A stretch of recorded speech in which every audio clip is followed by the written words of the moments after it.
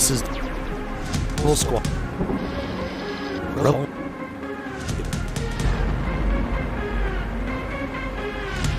You. Oh. Jump. Arm. Yeet.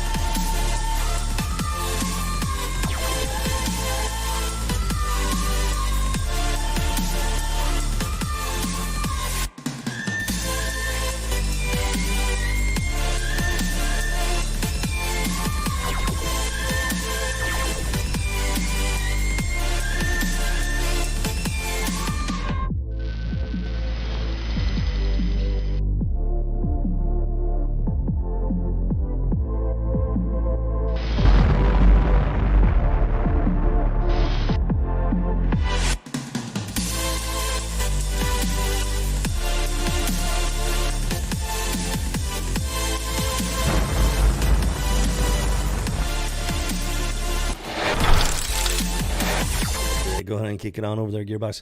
Okay, hey there, and welcome back to the House of G. It is that time of week again. It is Monday, kicking off the week here after the 4th of July holiday weekend.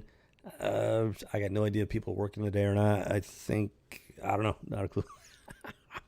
Either way, it is still Monday. Hope you had a fantastic weekend. I hope you celebrated Independence Day in South.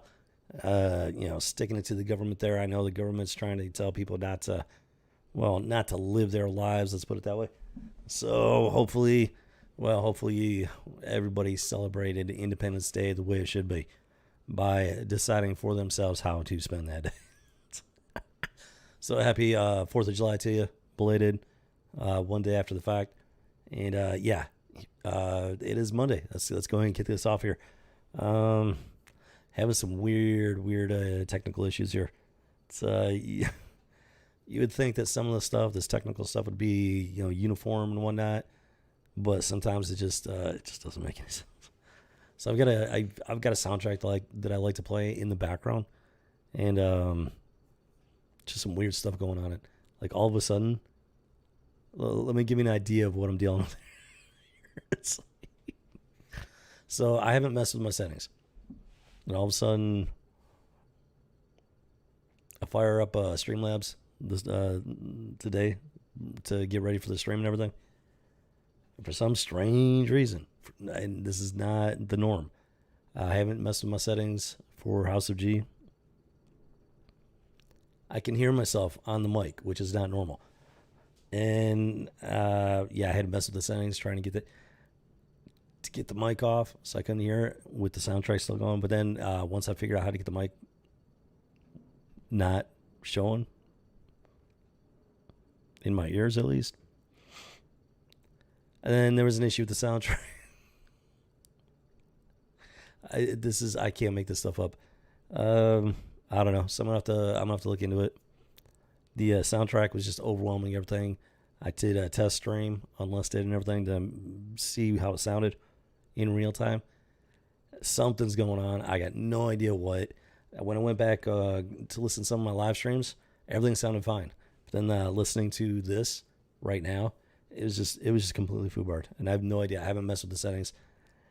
It's just weird. Like, this stuff is not, you would think it would be, uniform and stable and all that with all the advanced technology we got. No, it's not that simple. It is never that simple.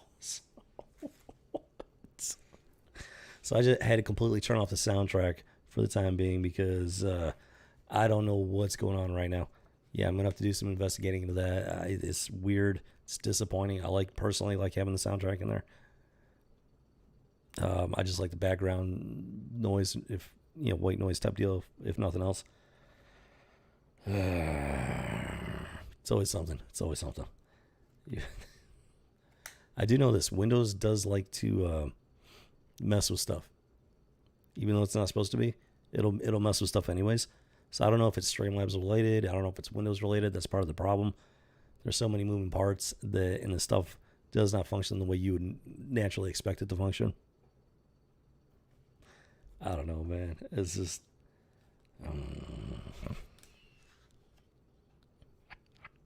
What can I say except that it's Monday? Who doggy? All right. So today we're going to be talking about Green Lantern and the Blackest Night. It's I got the green screen and seeing how he is a Green Lantern. Yeah, that happens. So it does make for a nice cloaking effect and whatnot. They definitely could have used this more in like Star Trek or something like that. And but here we go. Boom chakalaka. Blackest Night. This is the big old compilation. It's not the individual issues or whatnot. So it is, it's pretty thick, pretty big. I honestly don't know if I'm going to be able to get through it all in one sitting. This thing, it took up it was across the DC universe. This thing I think it was at a time, I think they were doing another revamp for the DC universe because they've been having trouble getting their house in order. So they constantly been screwing stuff up. So they come up with a bright idea to do a total universe revamp. And this is part of it. One of those efforts to just reboot the entire universe. Let's take a look at something here, though. Okay, so I don't know how well you can read this up here, but this is from greenlantern.fandom.com. It's one of those wiki type web pages, so it's not necessarily going to be 100% accurate, but it should at least give us some information to work from. Now, so the whole Blackest Night event took place, at least it kicked off summer of 2009, according to this, created by Jeff Jones and Ivan Reis. And as you can see here, Chairman Craig, it takes up a lot of issues across a lot of different titles. It actually shows the covers, pictures of the covers for the different titles and everything. Let's just take a quick look so you can get an idea of how big this event really was. So we got Blackest Night. There was the actual Blackest Night title, 0 through 8, plus this director's cut by the looks of it. So it looks like that was the main. I missed out on the actual like regular comic book event. That's why I got the compilation, picked it up after the fact and everything. And so, it looks like they had the main title, Blackest Night. And then it branched off into the various other titles across the DC universe. Most notably, Green Lantern and Green Lantern Corps. So, it looks like Green Lantern 43 to 52. Ended on 52. How fitting. Okay. If you don't know, there's the whole New 52 thing. Interesting to say the least. And then we got Green Lantern Corps, number 39 to 46. We got Tales of the Corps, which I'm not terribly familiar with. Apparently they started that just for the Blackest Night. Okay. 1, 2, and 3. Then we got Blackest Night Batman. Oh, unless they did... Oh, you know what? It looks like they may have done standalone mini story arcs for each of the titles, possibly. Just looking at this. We got Tales of the Corps, 1, 2, and 3. Then we got Blackest Night Batman, 1, 2, and 3. We got Superman, 1, 2, and 3. Wonder Woman, 1, 2, and 3. Flash, 1, 2, and 3. Blackest Night JSA, 1, 2, and 3. Titans, 1, 2, and 3. Then we got Untold Tales of the Blackest Night. 1. Blackest Night, The Phantom Stranger. That one, Phantom Stranger rings a bell. I remember the character. Don't know that much about him. Number 42. Then we got The Power of Shazam, number 48. The Question, number 37. We got Adam and Hawkman, Starman, Suicide Squad, Secret Six, Weird Western Tales. not terribly familiar with that one. Issue number 71. So it's not that old. It's been around a little while at that point, at least. Keep in mind this is around 2009, so but it's not like terribly old. Catwoman, Venture Comics, Booster Gold. So hopefully you're getting the idea here of the image. It crossed the entire DC universe pretty much. So this was a pretty expansive crossover event. And yeah, they made a very big, they turned this thing to, It's my understanding they did use this event to pretty much reboot the DC universe, which they've gotten into a very bad habit of doing on a regular basis because they can't, we've very firmly established that in 1995-96, real world events took place to where the woke agenda fully took root and completely took over the comic book industry at that point. 96, numerous titles took a hard turn into some weird territory and some very woke territory. And it's just been a downward slide ever since then. So this is in 2009, 2010, roughly 15 years after that event. I thought I got to come up with a name for that for that event. Haven't had time to even sit down and think about it. And it's just been, it's been something. So they've actually had multiple reboots ever since the 95, 96 era. And none of them have been successful, in my humble opinion. It just gets worse and worse. Now, I remember reading this and everything. Overall, I enjoyed it. Even though it was from around 2009, 2010, the post-96 era. I did enjoy it, but I am curious to go through it again with fresh eyes and everything, and really, take a little bit more of a deep dive look into it.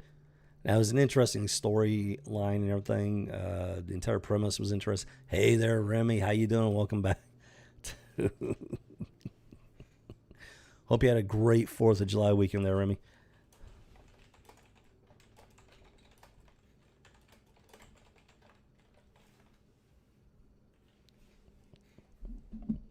Yeah, I'm glad you can make it there. Yeah, it is Monday. Yeah, rolling into the weekend. Hey, quick question on me. So, have you ever noticed an issue with the soundtrack, the music playing? Somebody commented on the last live stream after the fact in the comments about the it was weird. They said that the music was too strong, too loud. But then when I went back and watched part of the live stream, after the fact, it sounded fine. But then this morning when I fired up Streamlabs, like just all the sound is just wonky. I was actually hearing the microphone as I was testing it, which is not normal. I don't normally hear the microphone, and I have no idea why. And then I went ahead and did a test stream before doing this, and even though I was messing with the settings, like everything I can think of, and nothing was impacting it. It's just the soundtrack, the music was is washing out the microphone altogether. Nothing I was doing with so I had to completely turn off the soundtrack. At least it should be off, and should be off. I've got I'm actually not 100% certain that it's actually not. Yeah, so that's what's weird. Like, you didn't say anything. You were talking to me the entire time. So I don't know what is going on with the Streamlabs and whatnot. This is just, I don't know. It's just weird. You would think this stuff would be stable, consistent across the board, but you would not believe the weird stuff that goes on. I haven't touched my settings. I haven't touched them. I did the test stream. I was actually listening to the test stream live. Mic check, sound check.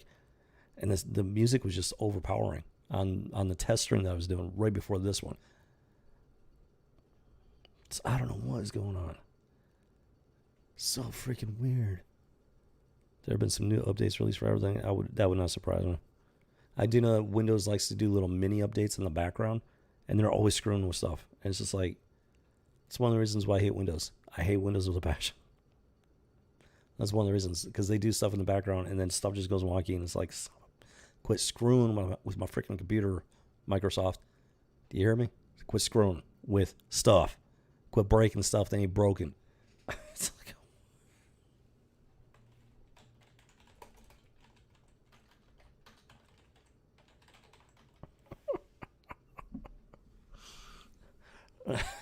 I don't know, man. I just don't even know. So the sound, I muted the soundtrack. It should be off for the time being, at least. It just doesn't make any sense. Like, because I've got my little mixer here, and so I was increasing, decreasing the decibels on each of the, like, the microphones, soundtrack, stuff like that. It had zero impact. It was doing absolutely nothing, which doesn't make any sense. If I'm messing with my mixer, the stuff should be, going up and down accordingly, and it wasn't doing anything. Like I did the unlisted test stream. I was doing it live. I was listening to it live, messing with the mixer, and nothing was changing. I don't have an explanation. I can't make this stuff up. Like I don't even know. So yeah, I turned it off. You just got to keep on trucking, keep moving forward. So we're going to do that here. So we're going into the Blackest Night, the Green Lantern event, crossover event, took over the entire DC universe, and actually changed the DC universe at its core, from what I understand at least. And it took place around 2009. I think it rolled over into 2010. Lots and lots of titles and different issues and whatnot. There were a lot of like one-shot, standalone issues. Some of them were 2 or 3 issues. The primary story arc did take place in the Green Lantern area of the DC universe. So it was overall it was a good read. I did enjoy it for what it was. Maybe my positive energy is fright. That sounds kind of counterintuitive there. Like, how is positive energy going to fry tech? I'm not sure about that one. But hey, no, I'm just blaming it on Windows and Streamlabs. They just, I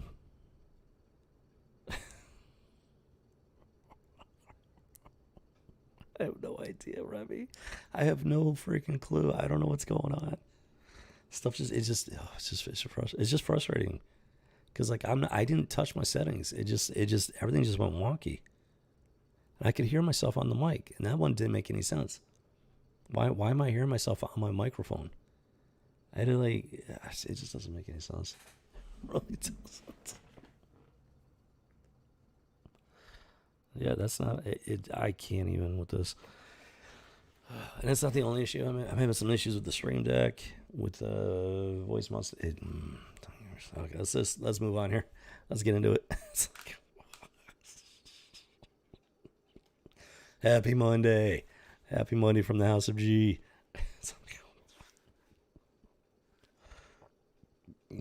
Tasty. Now, being Green Lantern, there's going to be a lot of, as you might guess, there's going to be a lot of cloaking technology going on here involving the green screen and the comic book.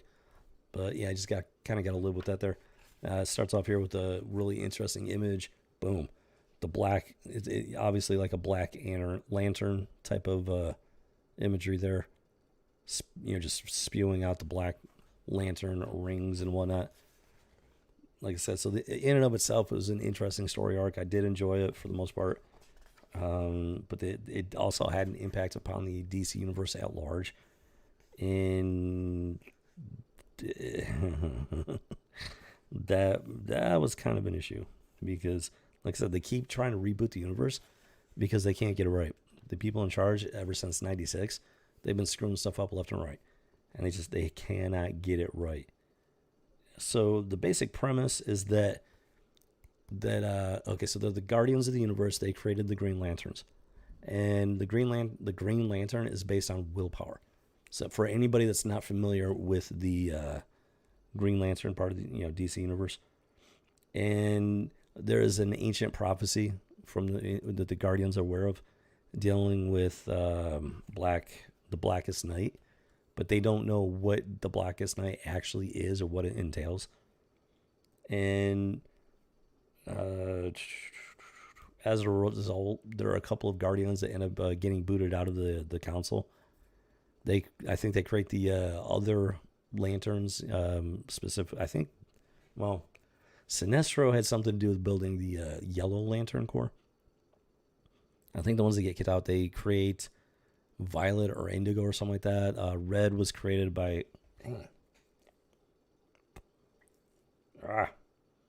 The joys of having no. I love my beard and mustache, but there are certain drawbacks. And yeah, so Atrocitus, I think his name was. I think he established the Red Lantern Corps. I'm not sure where he got the ring from and whatnot, but I think he's the one that pretty much established it. And then stuff like that. So let's go ahead and let's go ahead and take a look here. Yeah, introduction. That's just somebody. Donald D. Line. I don't know who he is. Story so far. Yeah, it just gives you a brief history of where how Green Lantern started. The emotional, so the Green Lantern, the lanterns, red, orange, yellow, green, blue, violet, indigo. Yeah, I think that's, or is it indigo, violet? I don't know. Indigo and violet. I think indigo is supposed to be slightly bluish, and then violet is more like purplish, I think. Red is like anger and rage. Yellow or orange is greed, avarice. Yellow is fear. Green is willpower. Blue is what was blue? Hope, compassion, hope, something like that. Between blue, violet, and indigo, it's hope, compassion, and I think love.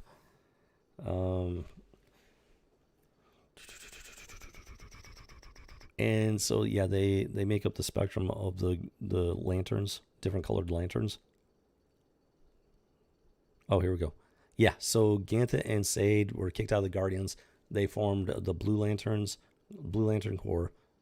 The Zamorans, I don't know who they are. They created Star Sapphires. There's some stuff I'm not familiar with as far as these go. So let's go ahead and get going here, though. Let's see. There was darkness, then there was light. Okay, so this actually touches on biblical stories and stuff like that, biblical events. This is an example of them taking biblical events and then taking artistic license and applying them to fictional, like comic book stories. So there was darkness, and then there was light, which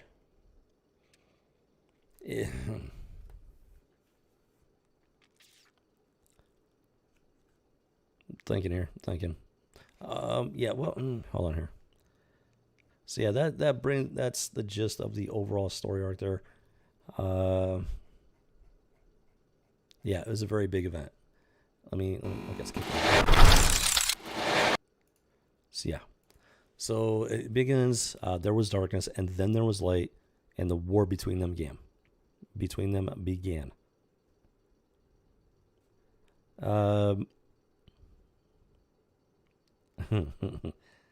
I'm trying to keep from going too far into like a Bible lesson, but like I said, like I've said in the past, now the fact that this is 2009, 2010, it's a little surprising that they took that route. Kind of, not really, but especially back in the day, though, the comic books drew heavily from biblical stories and principles and whatnot for inspiration for their characters, for the stories, stuff like that. And that's very much what they did here. There was darkness, and there was light. Now, here's what the Bible says about it. In the beginning, God said, "Let there be light," because the universe was dark and without form. And God created the universe; He spoke it into existence, but He built it one piece at a time. So that's where they got I think that's where they got the foundation of this story arc. But as stated, they took artistic license to apply it to the comic book story here. So I'm just providing contrast in comparison here. So in that regard, now, and then it said the end of the war between them again. You got to understand something about God. Bible lesson, not enough of them. Apparently nowadays, people don't understand. They don't understand the Bible. They don't understand the influence it has and stuff like this. And the stuff that's in here in comic books and pop culture, it's completely twisted, perverted, bastardized. It's time to set the record straight. That's why I don't blame me. If anybody out there has a problem with it, don't blame me. I'm not the one. I'm not the one that's doing this. I'm just setting the record straight. So, you gotta understand something. God is light. God is the source of light. It's just people need to understand the contrast between this and biblical origins, because that's where they draw inspiration from, and that's why it's part of the conversation. So, yeah, God is light. Yes, there is a war between light and darkness, good and evil. In reality, it's God, angels, humanity versus Satan and his demons. God is light. God doesn't represent light. God does not represent light. God does not draw power from light. God is light. God is divine. He is all powerful. He is the source of power.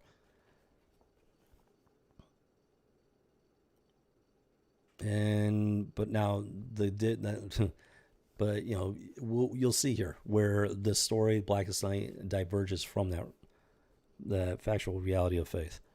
And let's see here. So yeah, it's let's see. So so it starts off with Hale Jordan. He's actually visiting a grave. Not sure who the grave is. Find out here in a second. Bruce Wayne Batman. Okay, so apparently this is the grave of Batman. Hold on here. This is Bruce Wayne's grave. Now, at some point, Batman died, and I don't know how. I was not even aware of it. I had no idea that he died.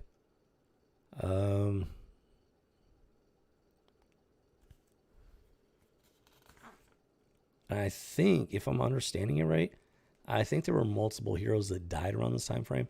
And I think they were setting up the events of the Blackest Night. And then boom, in comes the Flash. I think this is Barry Allen. He stops by to visit the grave and everything while Hale Jordan is there. And just they're having a brief conversation and whatnot.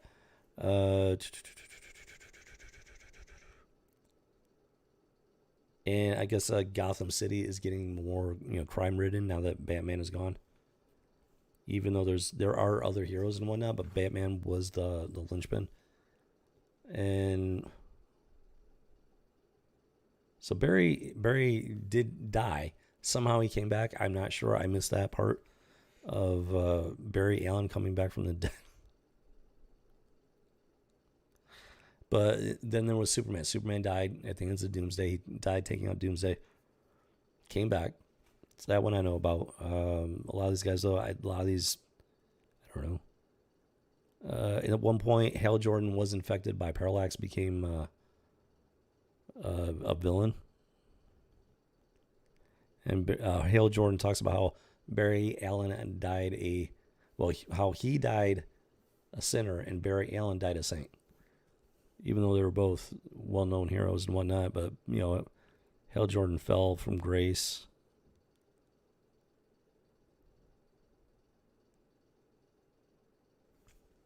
Because of Parallax. So they go pretty heavy at the start with the whole concept that heroes die and then they come back to life. That's kind of one of the running jokes in comic books, that nobody truly dies in the comic books. So they actually took that running joke and turned it into this. It made it part of the Blackest Night. Which I found, which is actually in and of itself is actually a pretty creative idea. So even in 2009, 2010, creativity wasn't completely dead at that point. There was still some measure of creativity left in pop culture, and they were talking about various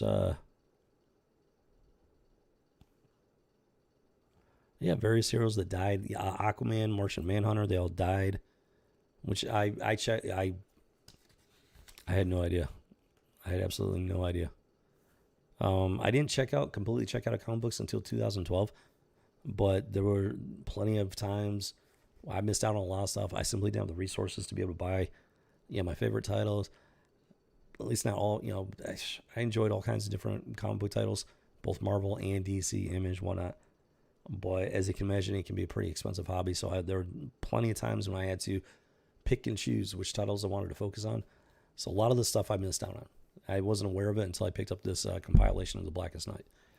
And so they're having a conversation regarding heroes that die, come back to life, stuff like that. Let's see what's going on here.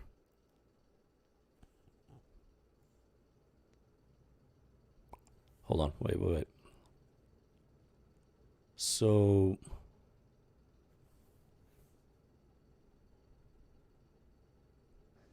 yeah, so Hale Jordan and Flash, they're having the conversation. They finally wrap up their conversation and they take off.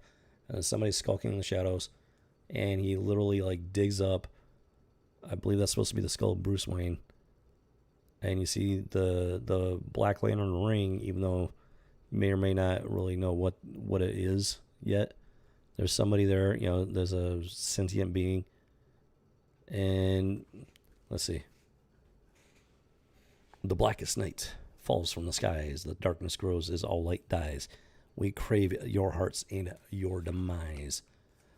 By my black hand, the dead shall rise.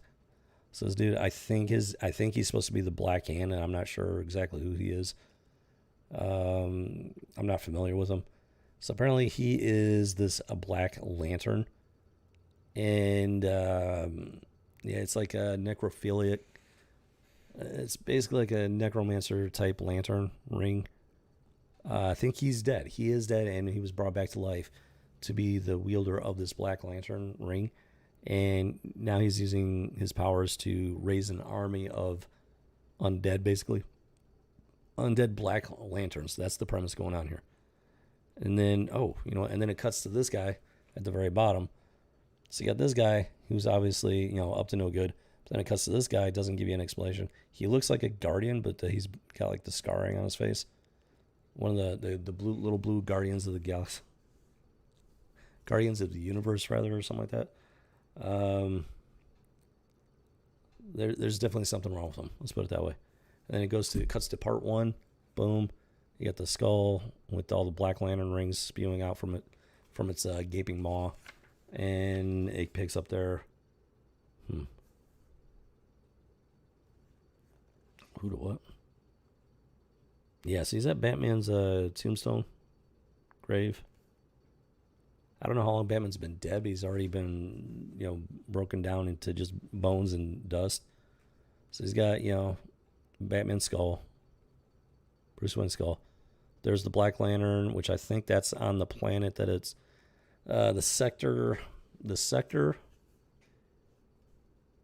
Yeah.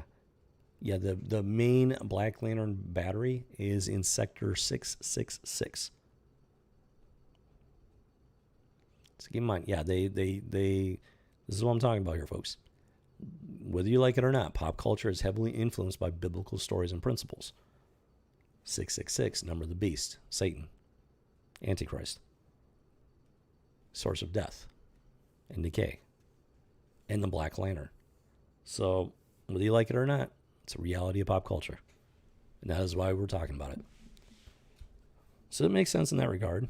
Space Sector 666 is some, dark and destructive space in the known universe that evil, it just spawns evil. It spawns evil is what it does. As evidenced by the Black Lantern. Now, let's see here. So you got this guy, Black Hand. I don't know who he is. Jimmy freaking Cricket. So as you can imagine, so the various other lanterns, primarily they seek out appropriate hosts to take up the ring and fight for whatever willpower, stuff like that. So it's selective. The other lanterns are selective in who they select for their warriors. But here's the key difference with the Black Lantern. It doesn't care who you were in life. In death, you are its slave.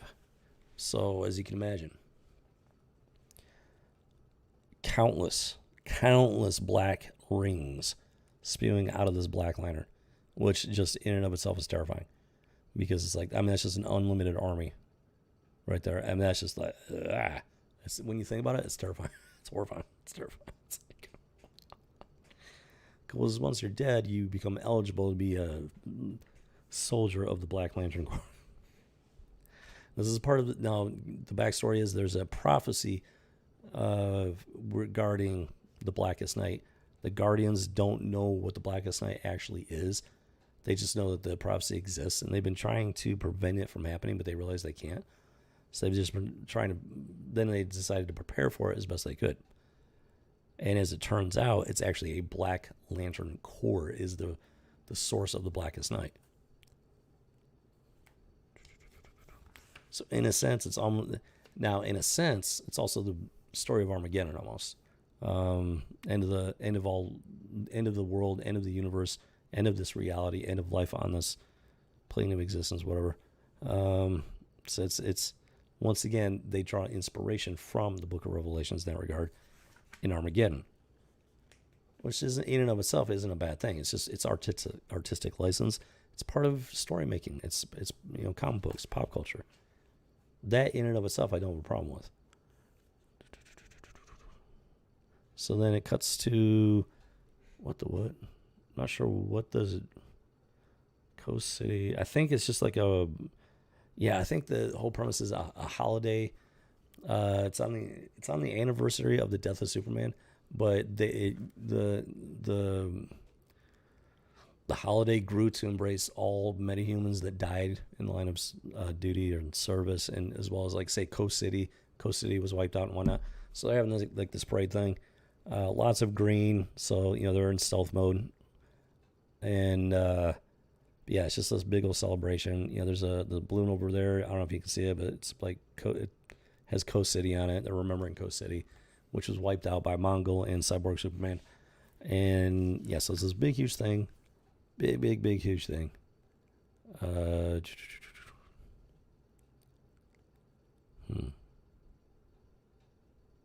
the what?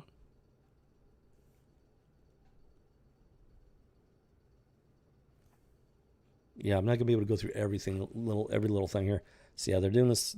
He's Hal Jordan at the top. At the top here is remembering some stuff, and then they converge on this. I don't know if it's like a ceremonial lantern or what the deal is.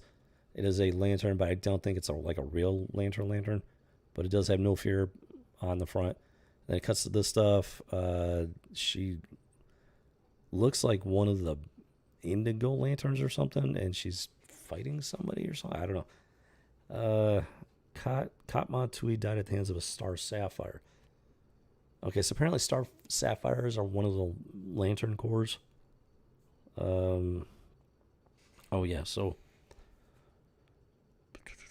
Kyle Rayner became Green Lantern after Hal Jordan and his girlfriend was murdered. I actually have that issue somewhere, and it's pretty shocking to say the least. Somebody, I don't know if it's Kyle reminiscing somebody's about people that I guess Kyle Rayner's ex-girlfriends or something. Daughter of Aeon Scott for time. She wore a ring. Jade, yeah, she died in space. I guess, yeah, Kyle Rayner's had bad luck with women. They keep dying when he gets involved with them or something. They're just touching on that stuff. But apparently Guy Gardner managed to snag himself a wife. Nobody saw that one coming.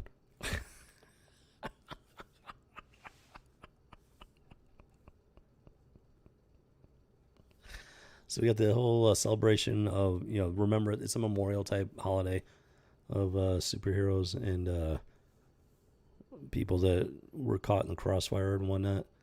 Then it cuts to Clark Kent and Martha. I think that's supposed to be his son, Clark's son, maybe at this point. They're visiting the grave of Jonathan Kent, Clark's / Superman's father, earthly father. So yeah, as you can tell, it's taking place around this holiday, and everybody's visiting the graves of their loved ones and whatnot. So that sets up the entire premise of the Blackest Night. Yeah, I think that's supposed to be his son. Clark's son. Or, wait a minute, it's Connor. I don't remember if that was Clark's son or if that was the clone. That might have been the clone of Superman. Not sure. And then some Pittsburgh, somebody else's grave, and they go to the grave, so it's raining and everything, and yet the plant life is dying for some reason. It's a little detail that gets pointed out, and then and lo and behold, even the supervillains have their own secret graveyard for their fallen supervillain brethren, and they're partying and stuff like that. That's a little over the top, but I guess they had a. I guess they're trying to make the point that death comes for us all, whether you're a hero or a villain, something like that, maybe. So yeah, it's just a day of remembrance, memorial, remembering fallen heroes and stuff like that, and villains in that case and whatnot. So apparently, our Aquaman is dead, and he was buried on dry land instead of in the ocean and whatnot, because he was half human. And then I think that's Aqualad or something like that, and he's trying to convince her to bury him in Atlantis. But I guess Arthur / Aquaman wanted to be buried on dry land. And then it cuts to Alfred. He's going to visit the grave of Bruce Wayne, only to find that the grave has been desecrated. And that's where it really starts to kick off. That's when, somebody, a normal human being, finally realizes that something, hard evidence that something bad is going on. We got some bad juju. Let's see what we got going on here. So Washington, D.C., Justice League of America.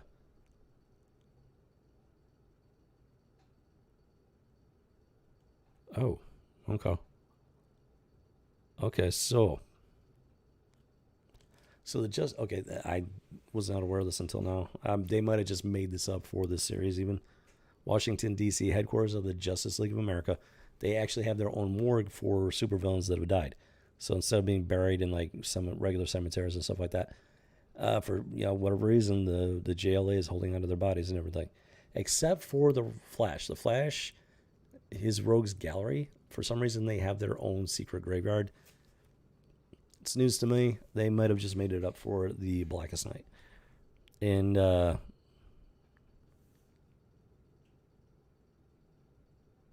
oh, okay, so they actually do have an explanation for it. Flash actually asked the question, why do you need to put the remains in a vault? Green Lantern states that, Hal Jordan states that Dick Grayson uncovered a body snatching operation that was harvesting superhuman parts for reuse, which is pretty morbid. And so that they give an actual explanation as to why they have this supervillain morgue beneath the JLA. Okay.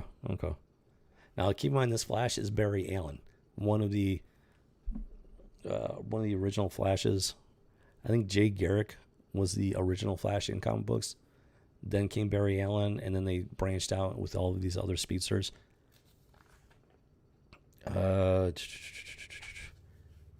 So Barry Allen is back from the dead, and he's all like, who else has died while I was gone? I want to know, Hal. So Hal answers his question as succinctly as possible. He creates a Green Lantern imagery of all the people that have died. You probably can't see that too well. There's Batman in the middle, and all of these other people, even though you probably can't see it, these are all the people that have died since. A picture is worth 1,000 words, and he answers the question with a Green Lantern hologram type picture. And naturally, Barry Allen's shocked by it. I had no idea Aquaman died. I had no idea that Batman died. All these people died. And so yeah, it starts off pretty dark and kind of depressing actually. It's like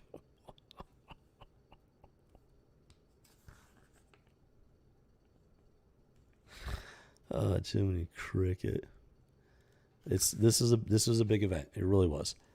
And then so it cuts to Hawkman and Hawkgirl. They're having a conversation and whatnot. And naturally, Hawkman, he's a warrior. He's full of testosterone and whatnot. And, but he's still a man. And that was can't really see it, but I think who's it? The Atom? I don't think it's Captain Atom. The Atom? Yeah, The Atom. Really tiny. Probably can't see on the camera. sitting on the desk. I think he was trying to reach Carter, or he was talking to Carter. And yeah,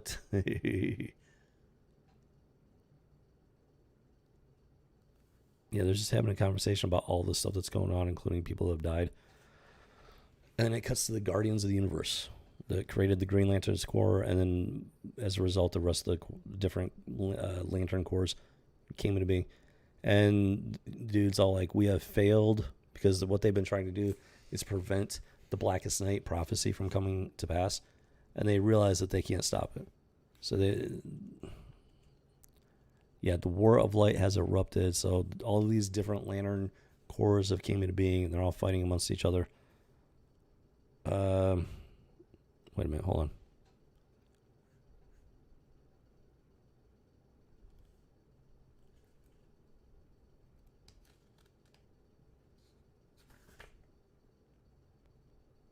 Ugh. Yeah, this gets gruesome. Yeah, so, okay. Let's get the Guardians. They're having their meeting and whatnot, talking about how there's a war of light between the different corps. And then this other guy, yeah, this is that one that's got the scarring and everything. He's all like, so the Guardians are all like, we need to send out Cold Black, meaning that the Blackest Night is finally coming. But this guy, who is this guy? Yeah, he's I don't know his name. He used to be a Guardian, but now he's like, there's something wrong with him. And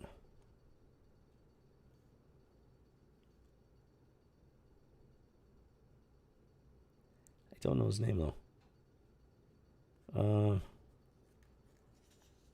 But he's saying they're not going to send out the Cold Black because he's basically just not gonna allow it to happen. So he attacks, boom, in a very gruesome way. He like jumps on the dude, bites him like a vampire or a zombie, and then literally like rips his heart out. Even though they're supposed to be immortal, they can still be killed. They've been around a very, very long time. It's like, let's put it that way.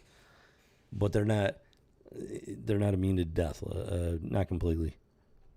And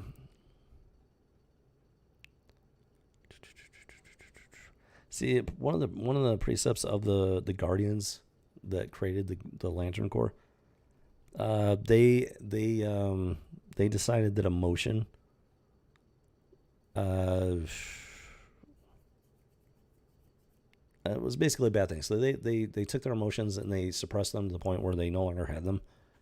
So they were just beings of pure logic and whatnot, I guess you could say. And we're touching on biblical principles. Humanity, mankind, we are creatures of duality. We are spiritual beings. We are physical beings. But also we are emotional beings. We are also beings of logic and reason. And if you have unbridled emotion, that is extremely destructive. If you have pure logic and reason without emotion, it's not a happy place to live. So there's got to be some sort of balance. And I'm trying to think how to put this. So these blue Guardians, they of the universe, they went too far with it in the other direction. Decided that all emotion was bad and completely suppressed it. But then you got this other guy who's going all the way in the other direction, saying that emotion is the only thing that matters. So two extremes fighting against each other, which end up resulting in the Blackest Night. And gruesome, to say the least. So then these Black Lantern rings are just they're flying through the universe, and they're landing in different locations throughout the universe. Pretty heavily on Earth, though. There's a lot of fallen heroes and whatnot on Earth, and so yeah, it's a very powerful lantern battery. And then as a result, it is time for the Black Lantern Corps to rise. And we have this zombie Black Lantern Corps army ready to just annihilate all life in the universe. This is where it really begins. Rise. It's zombies on steroids is pretty much what it is. It's like on super steroids. It's just it's a pretty gruesome and event to say the least. And it starts off boom with a bang. You had the undead Black Lantern Martian Manhunter John Jones. He pops up on the picture. He's like, you should both be dead. And that is definitely not the real Martian Manhunter that they knew in life. It is the not just the black undead version. I mean, it's the opposite. It's evil. It doesn't matter how good they were in life. As a Black Lantern, they're just the embodiment of death and evil. Not just death. Death is a natural part of life. We're not just talking about death. It's just straight up evil at this point. Looking to wipe out all life. Not only wipe out all life, but to wipe out light itself. Now, in that, if you want to make a contrast, in reality, then their goal would be to wipe out God Almighty, because God is the source of light in all of reality. And so, yeah, these Black Lanterns are looking to just destroy God. That's what they're trying to do. And keep in mind, they've drawn inspiration from biblical principles and stories and whatnot. So that is why we are talking about that.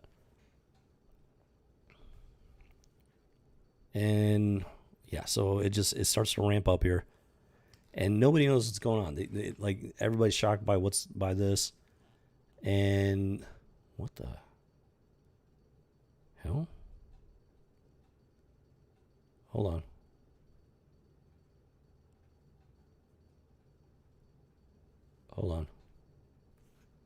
What the what? Okay, so it cuts to Hawkman and a Hawkwoman, and there's something going on. That's Hawkgirl right there, the purplish outline, whatever. Somebody's sneaking up on her, and they literally skewered her from behind. Hawkman's caught by surprise. He gets clocked. Boom. Like I said, it's ramping up fast. Oh. It's Black Lanterns. Black Lanterns. That chick, I don't know who she is. I don't recognize her. That is Plastic Man, I think. I didn't know he was dead. So they're Black Lanterns now. They looks like they killed Hawkgirl, or they grievously wounded her at least. Yeah, she's still alive, but probably not for long.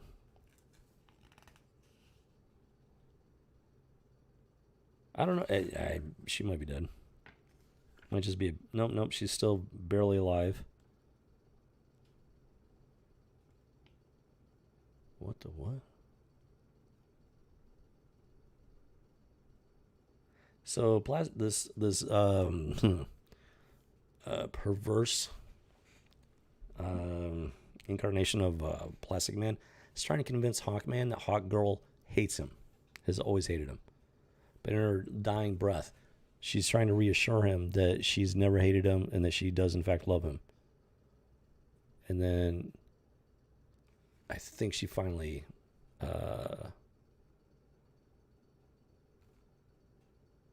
wait a minute. Okay, I'm not going to show that, but these Black Lanterns literally rip their hearts out, which is a little bit on the gruesome side. Not completely necessary. It really wasn't necessary to show that, but they did. That's the thing. They could easily get the same message across without being obscenely grotesque about it. They took this as an opportunity just to take it beyond normal.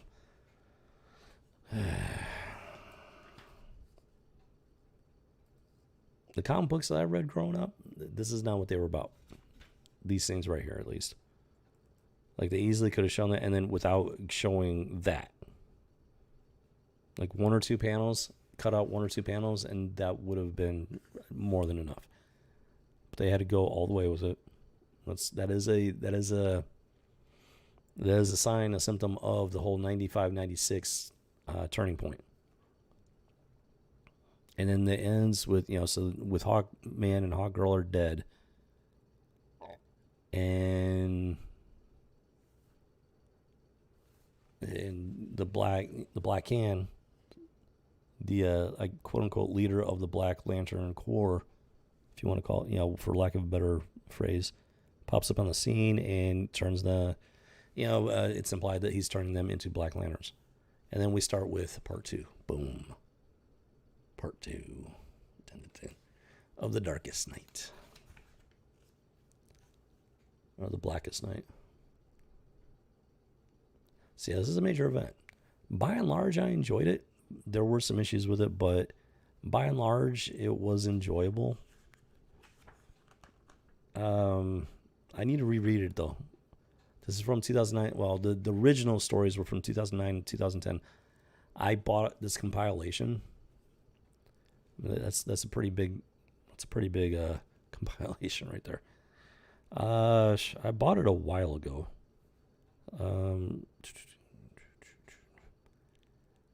When did I buy this? At least 6 years ago. I bought it at least 6 years ago. Maybe 7. And I don't know. Yeah, I need to like sit down and reread the whole thing.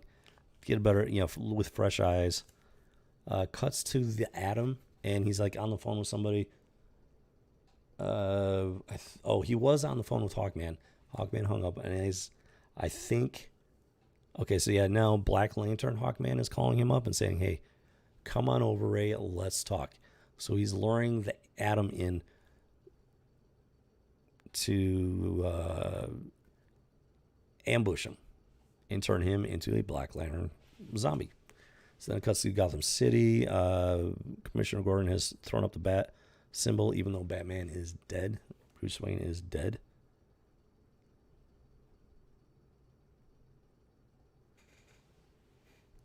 That is his daughter Oracle. She's still in the wheelchair, and then they're talking about, she's telling him, hey, leave the light on, even though Batman's not coming, leave the light on, use it as like a symbol of hope is basically what she's saying. And then boom, Hal Jordan comes crashing down onto the bat symbol, which is pretty artistically symbolic there. Then it cuts back to Mara, Aqualad and whatnot, still having their conversation. And then, but here's the thing. Aquaman's grave has been desecrated. Torn apart, dug up. Not good. Not good. Oh, and here's why.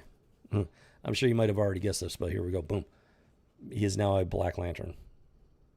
You can see the symbol on his waist. That is the Black Lantern symbol. Everybody that's been resurrected as a Black Lantern has that symbol. And he goes to war with his own people in that moment.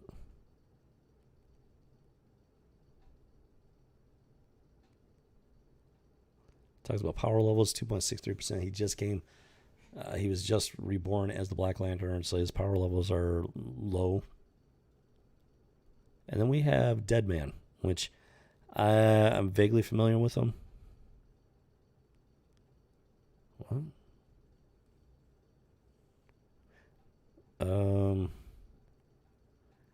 I know he's one of those mystic, supernatural type characters. His name's Deadman. He's having a bad time of it. He knows something's going on. He's got that supernatural, mystic connection and everything. He's like, I don't want to come back. And then boom, his actual body rises as a Black Lantern. So this should be an interesting turn of events, at least for that character. It's I think he was born out like the 1970s or something. Is that the Vulture?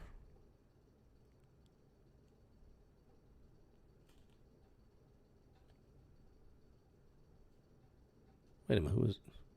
No, Vulture's Marvel. It looks like the Vulture, but I don't think... Don Hall of Earth. Who is Don Hall? I don't recognize Don Hall. I'm not sure who this guy's supposed to be. He reminds me of the Vulture from Marvel and Spider-Man, but his name's Don Hall, and he's raised from the dead as Black Lantern. Boom. And then Mara and whatnot, they're fighting the Black Lantern, Aquaman. It's pretty much guaranteed the battle is not going to go well. And he's not the only one. There are others, Black Lantern zombies fighting as well on the side of zombie Aquaman. It's a very fierce and gruesome battle. What the what?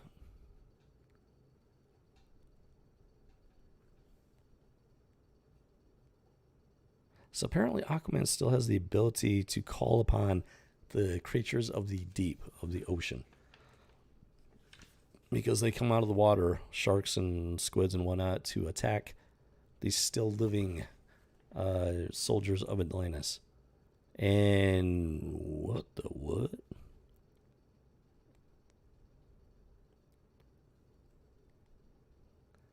Wait a minute, who's...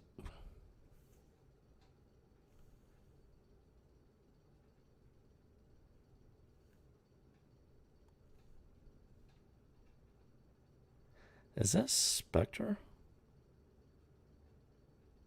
Hold on.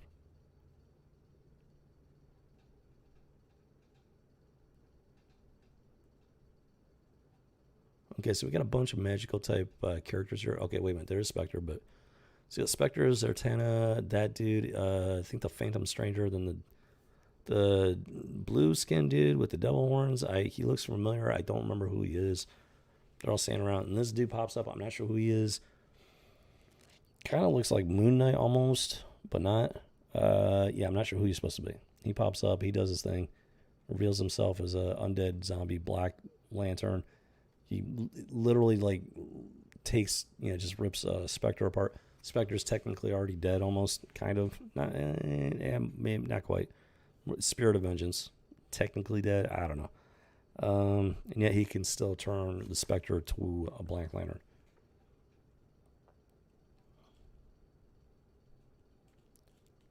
And for those that may not know, Hal Jordan for a while was the Spectre. He took on the spirit of Spectre.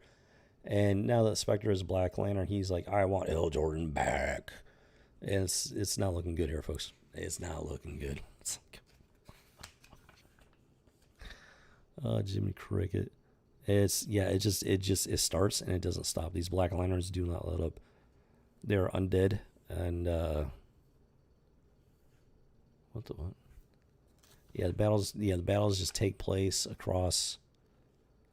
In this, at least at this time, it's taking place across the planet Earth. This might be the JLA segment, possibly, because it keeps bouncing between all of these JLA type characters, kind of, sort of. And then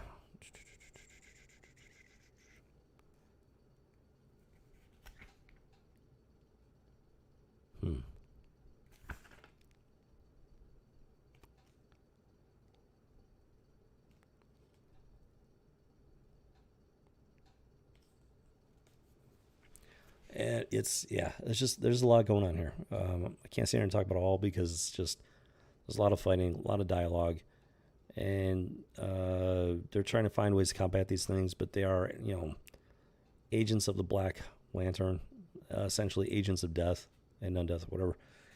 The Black Lantern rings keep on coming, not just on Earth, but across the galaxy. And the army of undead Black Lanterns continues to grow. And boom.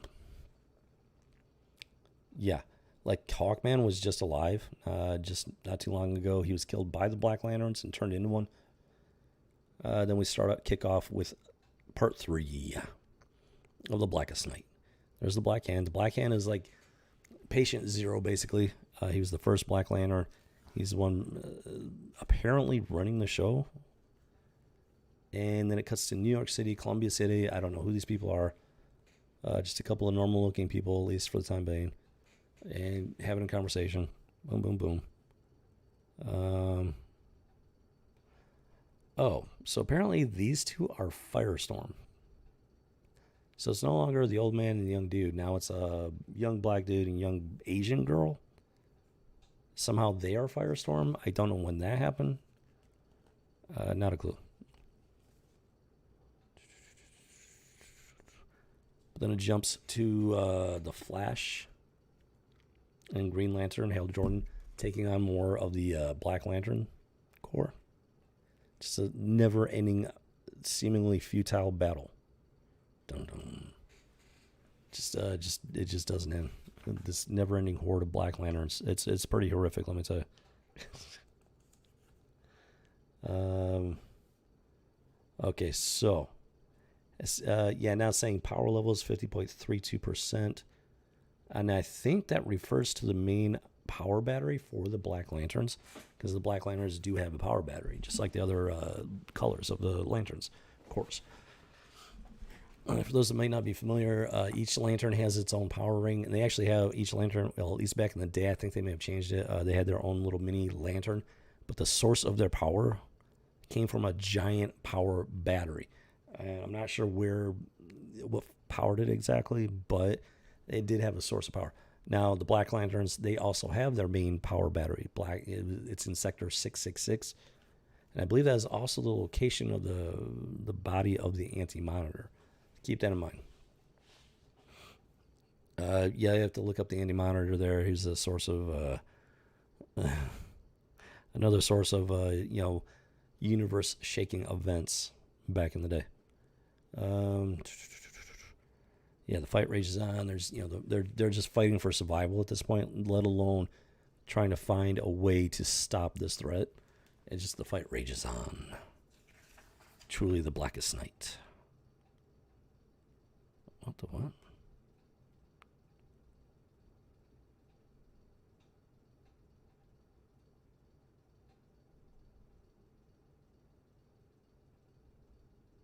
Okay, so then out of nowhere, here comes the Atom. He comes popping out of Hawkman's Black Lantern ring. And he catches, Hal Jordan's like, hey, where'd you come from? So he starts describing the Black Lantern's ring. I shrunk down into his ring to get a better look. It's nothing like yours, Hal. The ring has the same porous structure as bones or dark matter, the unseen skeletal anatomy of the universe. It's laced with microscopic wormholes that are channeling some kind of energy to who knows where, who knows why. So that's what's going on here. These rings, these Black Lanterns are wielding, whatever their goals are, they're somehow building up energy, and they're sending it back to the source, which is the Black Energy Battery in Sector 666.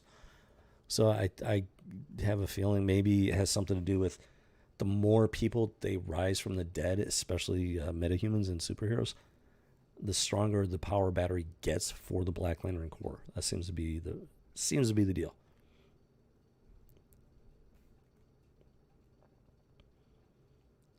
And Adam is convinced that now with the Hawkman and Hawkgirl, what happens is they die and then they get resurrected, reincarnated.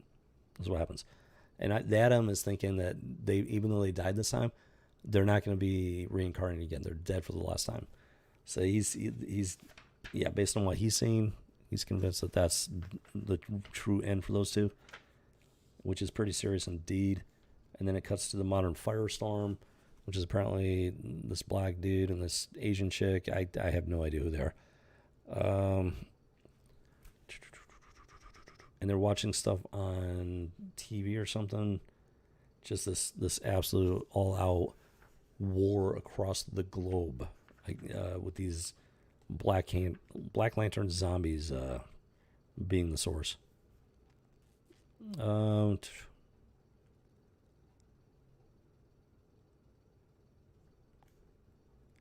So then,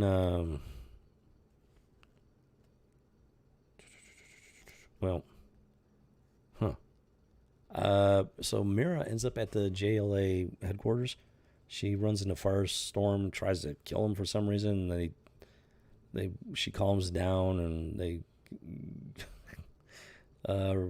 she realizes that they both realize they're on the same team at the moment.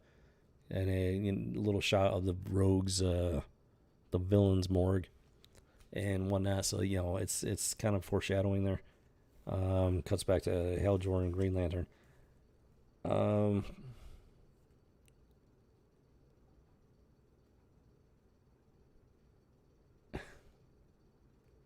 What the what? So there's the Atom. This poor sap apparently has. He seems like kind of a poor sap. He not saying he's a bad guy or anything. He's just something about this woman that was just bad news, and he can't let her go for some reason. That might be her. I'm not sure. And he hesitates, and then she literally gets her claws in his chest. Does not look good for the Atom right there. Oh. But then these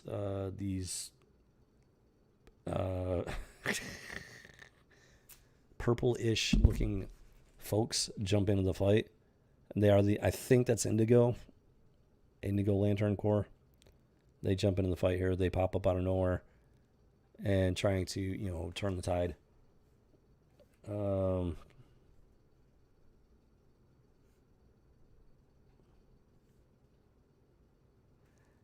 Yeah, they literally pop out of nowhere. They're so unknown that okay. So one of the things about the Green Lantern rings, they can translate any language in the galaxy, in the universe. His ring is unable to translate the language that these people are speaking. And that's pretty telling right there. They're so far outside the known universe that their ring cannot translate. And then, but however okay, so if I'm reading this right, so they're like these indigo. I think that's indigo. I think it's either violet or indigo. I think she taps into Hal Jordan's green willpower ring and is able to obliterate one of these Black Lanterns, and it states their connection severed. So these rings, these lanterns, are a mixture of technology and almost magic, supernatural magic type. It's like everything rolled into one, basically. Yeah, and by combining the Green Lantern with her power, she's finally.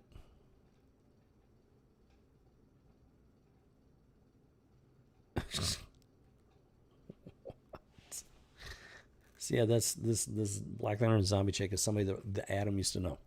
And she's like, "Feel bad for me, Ray. Feel bad for me," as she's being obliterated. What? Oh, this poor dude. He needs to. I hate to say it, he kind of needs to grow a pair. Dude, you've got to learn how to cut people out of your life that are no good for you. You really do.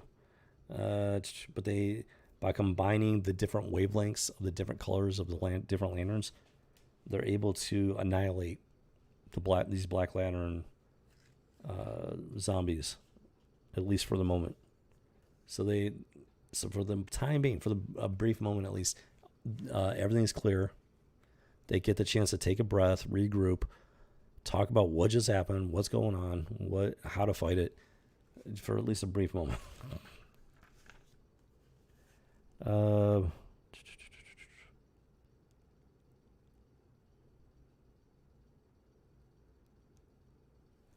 so wait a minute.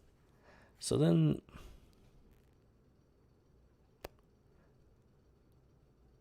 okay, so they can actually speak English. So now that the fight is over, they decide to start communicating in English, which could have been useful during the fight, but whatever.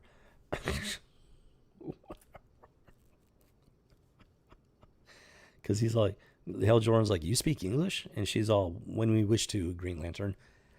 You don't think maybe it might have been helpful, useful to speak English during the battle with these Black Lantern zombies? I'm just saying.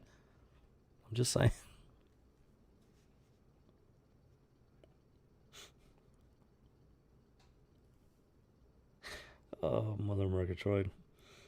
So then she goes into this history lesson. Literally a history lesson of the origins of the universe. In the beginning, the universe belonged to the darkness. And then there was light. That is a take on Genesis. In the beginning, and in the beginning there was darkness, whatever. God said, "Let there be light." Now, here's the thing. Light already existed. Light existed before the darkness, because the darkness only existed because before this reality was created, there was no darkness, because there was no reality. There was none of this. None of this existed. Period. That much is true. But light did exist because God existed before he created this entire reality.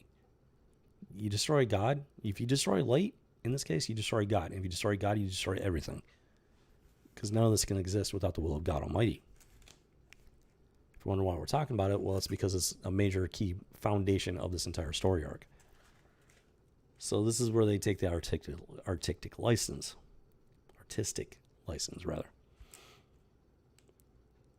They're basically implying that this reality has always existed, and then it was always darkness until light came into this reality, this universe, and then the darkness fought back against the light. So basically what they're trying to say is that darkness, being a complete devoid of life, is the natural state, which it's not. But for the sake of this story, this universe, that's what they're saying. And that white light is in fact the intruder, which isn't the case in reality, but artistic license. And so the white light so she's saying the universe was nothing but blinding white light for 700 years. 700, keep in mind, 700. God created the world in 7 days. So I can guarantee you that they drew inspiration from that fact of the Bible. So, but instead of 7 days, they stretched it out into 700 years. Then the darkness fought back, and the white light was splintered. Every sentient being born from the light now contributes to its emotional spectrum. The whole emotional spectrum thing was a little on the odd side, but I guess it makes sense. I don't know, in terms of the Green Lantern, willpower, stuff like that.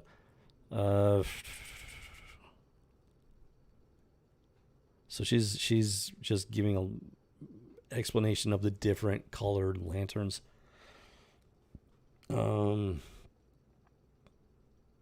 And how the balance of the spectrum and the essential light destroying the black lanterns shines in the hands of the Green Lantern's core, because willpower balances out the emotional spectrum. Willpower, which can also be arguably described as logic, intelligence, reason, and it balances out the emotional spectrum. Now we're also getting into biblical territory that I'm not going to touch on at the moment, at least, because because then we'll be just having discussions about feminism and stuff like that. I'm trying to stay on track here as much as possible, so let's put it that way.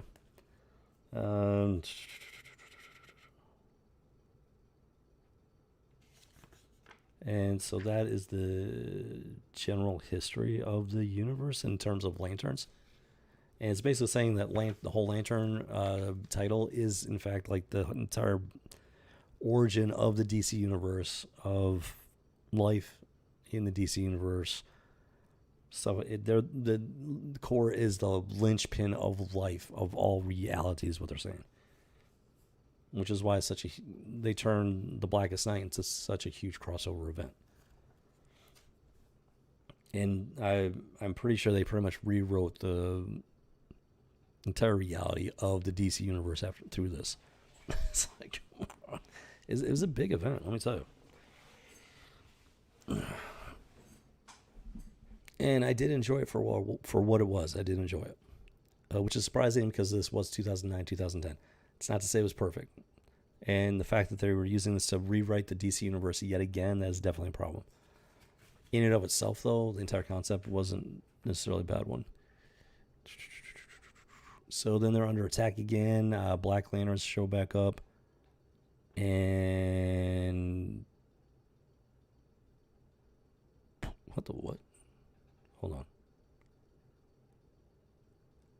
So, okay. Yeah, so Black Lanterns show up again. So we got the new Firestorm, and then the Black Lantern zombie of the old original dead Firestorm shows up. So it's, Firestorm on Firestorm, basically. Yeah, so the battle rages. They're starting. What the what? Okay, so the zombie firestorm separates the new firestorm. What the what?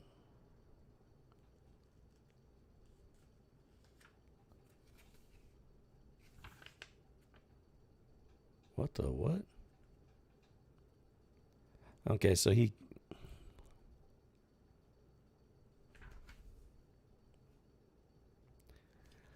Yeah, so this gets pretty dark. So yeah, the young new firestorm gets him and the chick are fused together as firestorm. That's how it works. They got this firestorm matrix. They get pulled apart by the old undead firestorm, who then absorbs the black kid, and literally it just kills the other girl, like slowly and painfully. Basically turns her into like salt or dust or something. I'm not sure. She dies. The black power battery grows in power to 56.56% of power levels, and then the Black Lantern, as you might expect, the Black Lantern Corps finally reaches the Rogues Gallery beneath the JLA headquarters. And they're all told to rise. And rise they do. So not only superheroes, but supervillains are being brought back to life in undeath with the intent to destroy all and eradicate all life in the universe. Then we have part 4. Dun, dun, dun. They just keep on steamrolling, the good guys. The battle just rages on and on and on. And what was this, part 4? Part 4, power levels reach 93.55%. So it kind of jumps ahead a bit. Boom, boom, boom. Battle rages, Flash, Mira.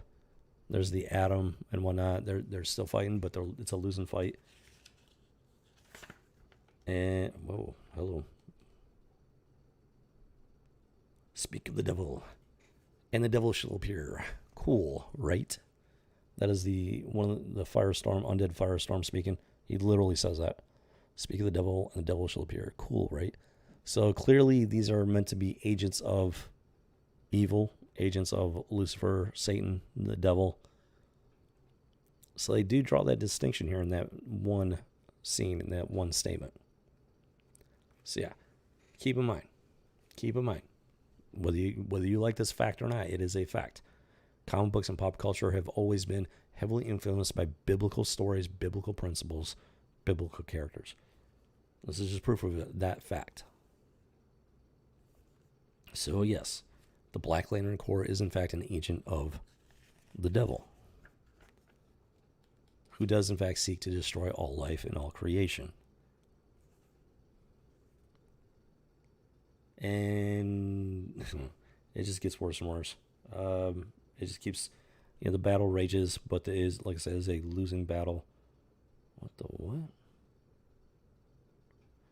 So the black kid, he doesn't actually die. He gets absorbed by the undead firestorm into the undead firestorm matrix, but he's not actually dead. He's prisoner within this undead Black Lantern firestorm matrix. Interesting predicament that he's in, turn of events. And he manages to take over the Black Lantern Firestorm Matrix for a brief moment. And he warns Flash, is like, you need to run. He's trying to get a message out before, the Black Lantern takes back over again.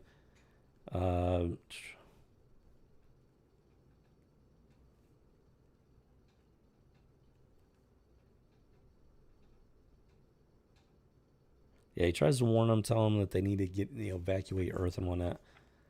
He's trying to warn them, but then the Black Lantern Firestorm takes over again, and the battle rages.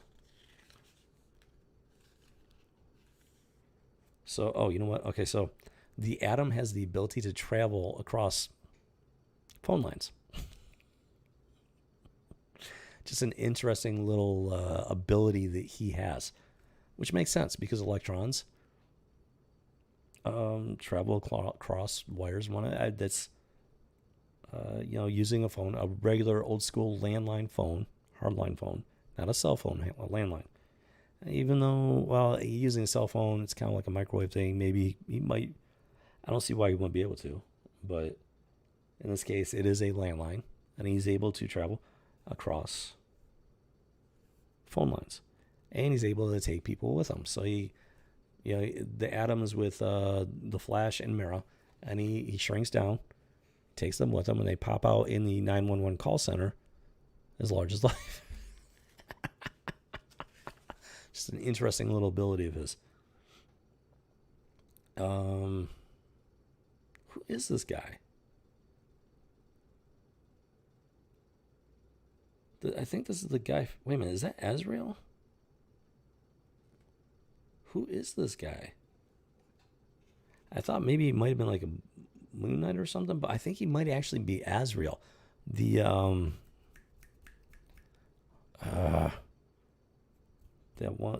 whole story arc, Batman got his back broken. Azrael took over as Batman. I think that's who he's supposed to be. I didn't know he was dead though. Was he supposed to be dead? Because now he's a Black Lantern. I'm pretty sure that's who he is. It looks like it. Because he's not only are they going after superheroes, they're going after normal, average, everyday human beings, citizens. And that looks like, unless this is I think that's him from before. I think that's supposed to be Azrael. He's a Black Lantern. Yeesh.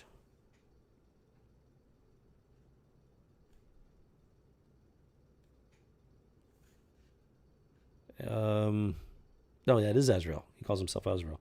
Okay. Let's see. And yes, it's a very intense battle. Power levels are now at 95.44% for the Black Lantern battery, the main battery. And this is a different type of power battery because it's powered by death. Interesting how that works, but I don't know. I don't think it's really explained it yet, and I haven't been reading it word for word, so somehow the black power battery came into being at 0 power. Don't ask me how that worked, because a lot of people have died since the story, the birth of life in this universe and everything. But apparently that doesn't count towards its power levels or something. I don't know. I don't know I don't remember if it explains it any better. So the heroes, they regroup and everything. There are other heroes, let's see, trying to fight the battle and everything. Barry Allen and Mira and the Atom are currently kind of key at this point to the story. And then we got other heroes popping in. Some of them may be villains even. I'm not sure, but yeah, they're fighting the battle. Boom, boom. Just this never ending. It just came out of nowhere, these Black Lanterns, and now this battle just rages on and on and on and on. They're friends, allies, stuff like that. They're falling left and right. It's truly horrific to say the least. And hold on. Let's see. Light is everything to them. Power levels 97.77%, especially in the end. But the tunnel of light they see, it leads to where they least expect. The Guardian's ultimate lie. It's hidden here beneath the dead. Power levels 97.79%. That is the Black Hand, the first of the Black Lanterns, having some sort of conversation with himself. I want to say that's Batman's skull. I think he's been carrying it around the entire time. I don't know why. I don't know if it's like an ace in the hole or something. I don't know what the deal is. But then we have Alan Scott, the real Alan Scott, I think. He pops up. There's the Atom. Boom, doing their thing, obliterating stuff. Now, here's the thing. The Alan Scott Green Lantern, his power ring is not the same as the other Green Lantern. His is like... I think his is more mystical in nature. It's the heart of some star or something versus the power batteries, which I'm not sure what their actual power source is. I've never done that much research into the difference between the two. That's about as much as I know. There is some difference between there's a key difference between the two. I am actually curious as to what the difference is supposed to be. So his operates differently, and he's able to do more damage to these Black Lanterns than the normal everyday the other Green Lanterns. So yeah, he just wipes out the Black Lanterns that they're fighting. He just wipes them right out. Pretty much melts them from existence. Gives them a moment to breathe. Just a brief moment. Boom, boom, boom. And then, what? Where did he come from? Hold on.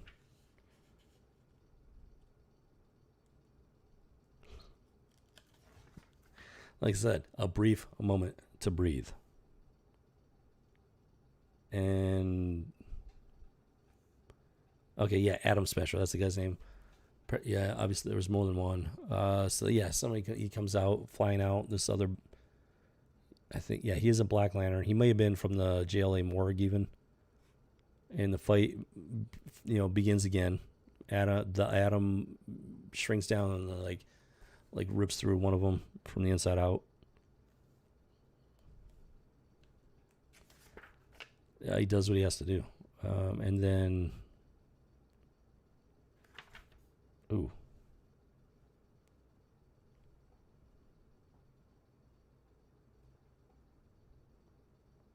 See, Adam trying to give this guy a pep talk and everything. And he's like, you think you can do that? And the dude's like, yeah, I think. And hope. So it's the fact that this guy feels a moment of hope is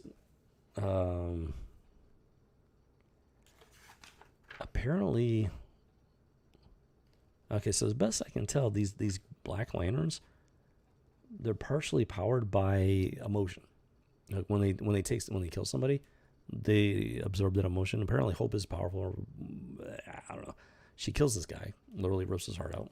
There's something about it. They just like to rip people's hearts out, and then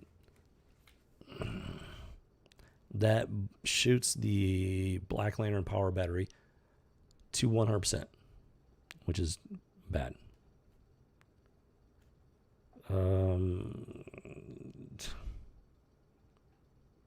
What? Okay, so the power level is 100%. Bad juju. Bad juju. And then the Flash is doing his thing, and he hears this voice. Power levels 100%. And it's like just ringing in his head. Stops him in his tracks because it's so something powerful, whatever. Yeah, so the Flash, he's running, and all of a sudden, boom, gets the psychic blast or whatever it is, and it just stops him in his tracks. Boom. And something's going on here. Something big is about to go down, even bigger than what's already going down. And then it cuts to Space Sector 666. This is actually the Guardians, and they're dead. They've been killed by this rogue Black Lantern Guardian. I think his name's Scar. His face is scarred and everything. Space Sector 666, the planet Ryu. Power levels 100%. The light awaits. Wally, Bart, change of plans. Tell everyone to get to Coast City pronto. I feel something transporting. So the main power battery for the Black Lanterns teleports to Space Sector 2814, which is the location of Earth.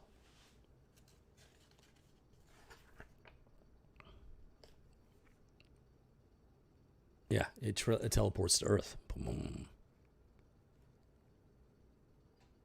Because the goal of the Black Lantern Corps is to not only destroy all life on Earth, but to destroy light itself. Okay. So the Black Hand was the first Black Lantern, and he's basically been calling the shots up until now. So you get the Black Lantern, teleports to Earth, boom.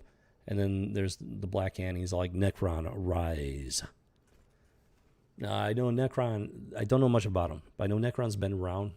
He's been around a while. But he was a very different character before, and now, well,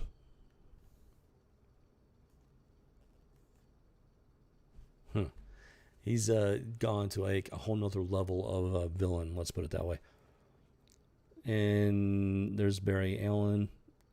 This is Coast City. It's the location of Coast City. And Necron is all like, Coast City, rise. And all these Black Lantern rings come shooting out. I think Coast City was basically turned into one big memorial, one big graveyard. Maybe. Barry Allen, you owe me your life. You all do. And because Barry Allen was dead and recently came back, I'm not sure how, and this is supposed to kind of explain a lot of the deaths and resurrections of all these superheroes, and that is Necron right there. Basically the Grim Reaper at this point. Very dark and horrifying figure, to say the least. And then it begins, part 5. Dun dun dun. The Black Lantern symbol. Destroyer of light. At least it wants to be. Sounds familiar? It should. Boom, boom, boom. The blackest night will descend upon us all without prejudice or mercy. Without reason, the 7 core will fall, as will the universe, back to a place devoid of light, of emotion, of life. The Book of Oa, Cosmic Revelations, verse 3. So we're not... It's taking a page from Revelations of the Bible. The Book of Oa, Cosmic Revelations, verse 3. So the Book of Oa, which is the home place of the Guardians, the Oa, these Guardians, they have their own Bible, their own religion. Let's put it that way. And I'm sure you could probably imagine where they drew inspiration for that. So Space Sector 666 Ryut. Now, not all of these blue Guardians, they're not all dead. Actually, well, okay, so these two, yeah, they were kicked off of the council, the Guardians Council, whatever. So they're the only ones still alive. They actually established the Blue Lantern Corps. And they brought all of the lanterns together of the different lights, all of them. So they're in Space Sector 666, the source of the Black Lantern. They brought them all together. Even Sinestro, Atrocitus, whatever his name is. So they all do their thing. They power up their rings. Very graphic bit of imagery right there. And they power up. Just boom. Difficult to see with the green screen. You got the cloaking device going on. But yeah, it's they all just power up. Just boom. It is on like Donkey Kong. So yeah, it's ramping up here, folks. It is ramping up. The 7 lantern cores are coming together. And the Fleas is off to the side. He's just the Orange Lantern has to do with greed and avarice. So he's very greedy, he just doesn't want to share anything. He wants everything. He basically wants to consume everything in the known universe. He's marginally better than the Black Lantern, let's put it that way.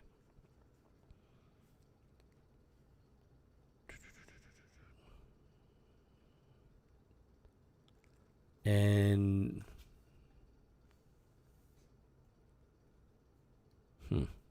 yeah, so Hal Jordan, Green Lantern, he's all like, so where'd this big bad Black Lantern go? Earth, Coast City. Yeah, so these lanterns from the different corps, they're powered up, ready to fight. But the big Black Lantern, the main power battery, is actually now located on Earth with Necron and his Black Lantern Corps, which is exceedingly powerful at this point.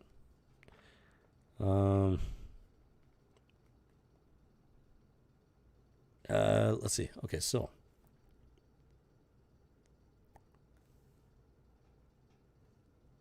Yeah, so this black hand still has Bruce's skull for some reason. I'm not sure why. He's been carrying it the entire time.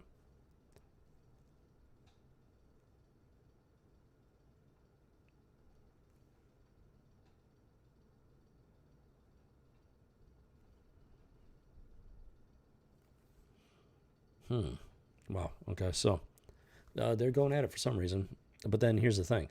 All of a sudden, when it comes to Bruce's skull, all of a sudden the black power battery is stating emotional tether connected or established, manifested. Emotional tether manifested. And this weird necrotic tissue starts to form on the skull, which I guess that means that something was missing when in regards to Bruce's body. Something was missing that needed it to be able to activate the ring for the zombie Batman. And the Flash apparently was the key to this, as best I can figure. But then Wally West shows up. So we got Barry Allen and Wally West. Wally West, the cavalry, boom, shows up. Now we got two of the greatest Flashes of history, fighting side by side. Keep in mind, Barry Allen did die at some point, came back from the dead. Oh, but he doesn't come alone. He brings the cavalry, the big cavalry. There's Superman, Wonder Woman. I don't know why Superman's not front and center. That is really annoying. For whatever reason, Wonder Woman is front and center. I'll let you figure out why. So this is a sign right. This is one of those signs right there. It's surprising that Superman's as big and large in this panel as he is, but he should absolutely be front and center. And this is 2009, 2010. This is after the whole 96 turn that comic books took. So they managed, even with this story, they managed to put something like that. It matters. Placement matters. Superman should be front and center, not Wonder Woman. Superman. But Wonder Woman's the one that's front and center instead. That matters, whether you like it or not. It matters. So, but the cavalry shows up. They continue to fight.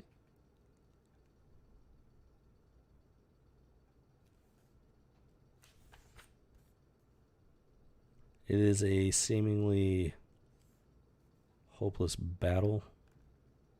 What the what? What the what? So the Atom and Mara are fighting this Black Lantern chick. Apparently she no longer has a face. I don't know. She grabs both of them. And apparently she has the ability to shrink down to subatomic sizes, I guess.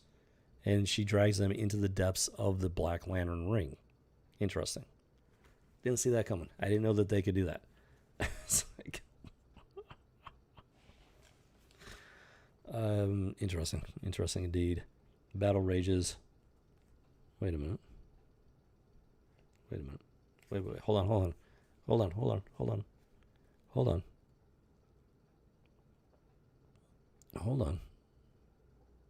So this is Bart. Keep in mind, Bart was originally a white kid. Nowadays, he's a black kid. It didn't take them long to race swap him. Just pointing that out. And then there's Dove, who was killed in the Armageddon 2001 story arc. Okay. Hold on.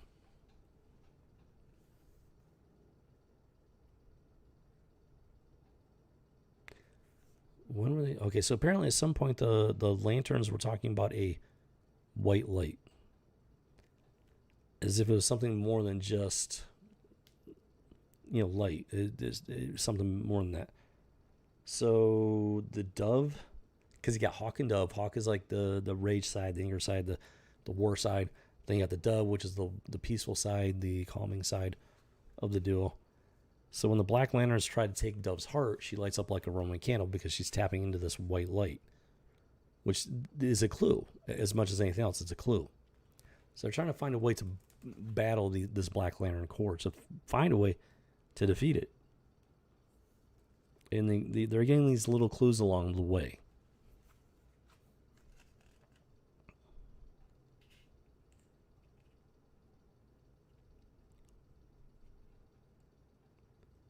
Okay, so this is not the old original Dove that was killed off. This is a new Dove.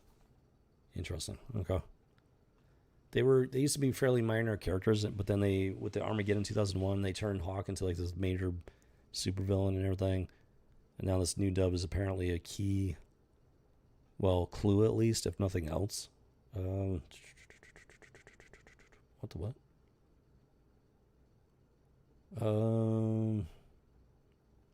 Okay, so yeah, if you get bit by a Black Lantern, it is exactly like a zombie virus. You start turning into this undead thing, Black Lantern bait, because Donna Troy was bitten by a Black Lantern, and she starts getting this necrotic growth, and just taking over her body and everything.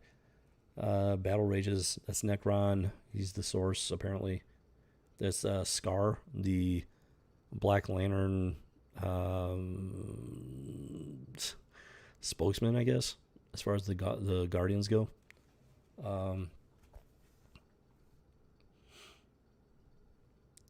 Yeah, I'm not actually reading it word for word, so I'm definitely missing out on some stuff.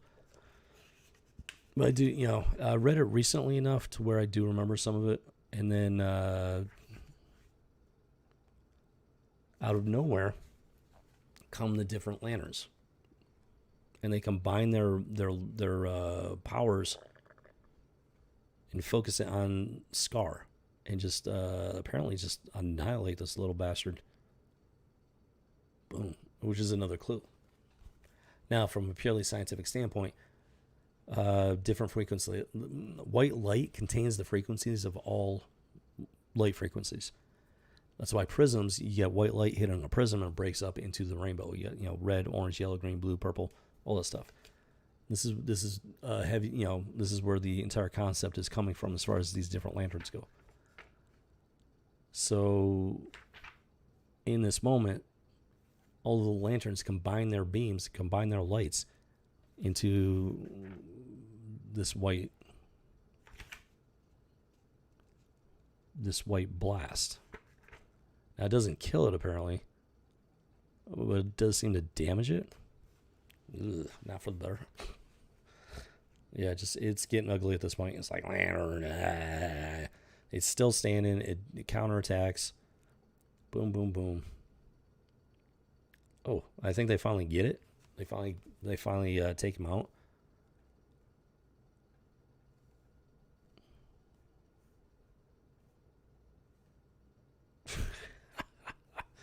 Jiminy Cricket.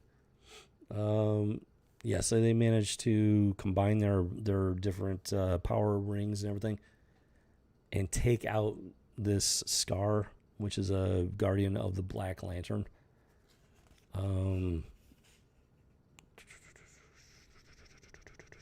So they know they all know about this Necron fella now. They're starting to get information about what's going on. So the more they learn, the better their chance at stopping this thing.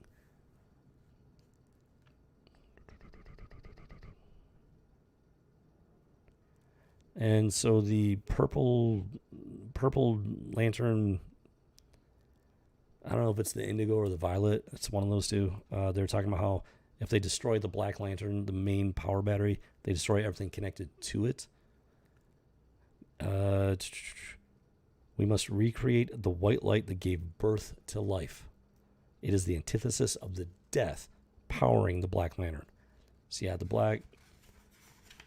Okay, so it is powered by death directly. I'm not sure the emotions actually do anything to boost that or not, but... Okay, so I think the Black Lanterns, the zombies, they can identify emotional spectrum. So it identified hope right before it killed the guy. I think that's what was going on there. Wait. So they're flying towards the lantern, the big old black power lantern. That's the main power battery for the Black Lantern Horde. Black Lantern zombies. I bet you didn't know that this was going to be a zombie story. And so they converge their their rings upon the Black Lantern power battery. But I'm not sure it does anything. Yeah, I don't think it does anything. There it is. Looks pretty unscathed. So they're trying. They're piecing it together slowly, but then it goes to Necron. Guardians, your lie is about to be exposed. Flesh. Whoa, those things are fast.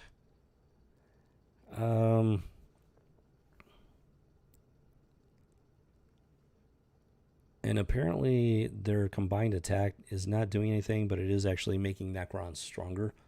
And then something happens where finally, for some reason, finally, the Black Lantern ring is able to bring Bruce Wayne back to life, so to speak, as a zombie and whatnot. I don't know why exactly it took so long. Something was preventing it from bringing Batman back. But now it's like it was able to. So there's something about Batman, I guess, that was key to this whole thing. Rise. Zombie Batman of the Black Lantern Corps. And there he is. Boom, there's Batman. It's probably not a good thing. Probably not a good thing. Jiminy Cricket. That's actually really terrifying. Jiminy Cricket. Emotional, tethered, registered. Many of you died, but you came back. And though some have questioned why they escaped death, you all failed to realize you did not escape death. You are still connected to me. I put myself between you and everlasting death. I allowed your numerous resurrections. You will help me expose the Guardian's greatest secret and return this universe to a place of quiet, dark order. This is Necron speaking to the gathered heroes. And then boom, Batman comes in. Like literally a bat out of hell, pretty much at this point. Shoots out, just Black Lantern rings popping out left and right, going after these heroes that have died and come back to life, which is not a good sign. Not a good sign. No, this is not good. Not good. That's not good here, folks. He's telling them to die. So they died. They resurrected. They're alive. But now Necron is telling them to die again, just like that. So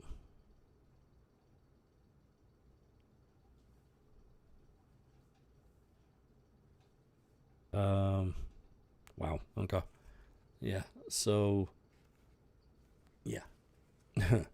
Yeah, these rings are popping out. Batman, the fact that Batman came back, it had something to do with establishing a emotional tether connection to these living heroes. So apparently he was like the ace in the hole or something like that for when the big guns came out, like Superman, Wonder Woman, stuff like that. Difficult to see. That was Green Lantern. Superman's got, the ring is attacking him, taking him over and whatnot. There's Necron. You have served your purpose, Bruce Wayne. Back to rest. Connection severed. And then apparently Bruce Wayne just kind of explodes in like this black goo. And there's a scream. Guessing it's pretty blood curdling and whatnot, but he just explodes back into black goo in his skull. Which can't be good. And as a result, some of the most powerful heroes are now Black Lantern zombies, just like that, including Superman. So this is all part of the plan to zombify the A-list superheroes, apparently. It's a little surprising that he sends Batman back to the grave, but I guess, I don't know. That's all he was worth to him. But it's not over. The Black Lantern rings are still doing their thing, going after Hale Jordan, Barry Allen, and literally like chasing them, attacking them. They're being attacked by these rings themselves. Ooh, and then boom.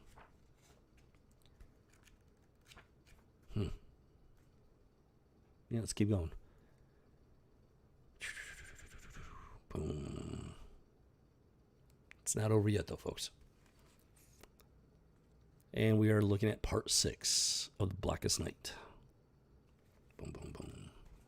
The fight continues for all of reality.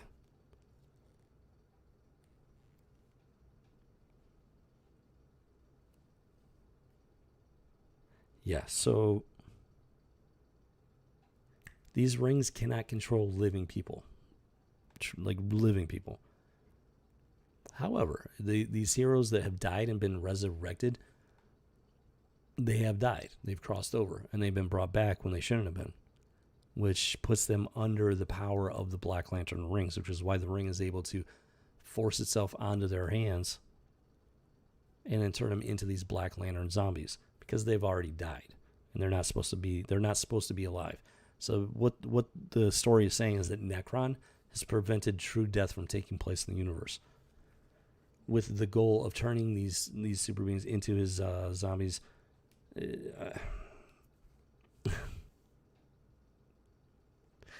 Yeah, so pretty crazy. And it's going after Hal Jordan and Barry Allen because they were resurrected, and they're fighting to keep it from catching up to them. It's a pretty desperate battle, especially when you got zombie Superman coming at you, along with the rest of these zombie heroes. Apparently, Connor is one of them. I don't know if he was cloned from resurrected Superman. I don't know. I'm not sure. Not reading it word for word, so I might be missing some stuff. The battle rages on. It's getting pretty desperate here. Yeah, the rings are going after Hal Jordan and Barry Allen.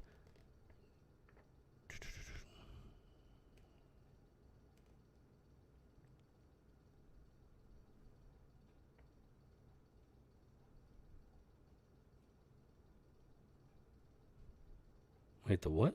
Hold on. Who's that? Wait a minute. Is that Impulse?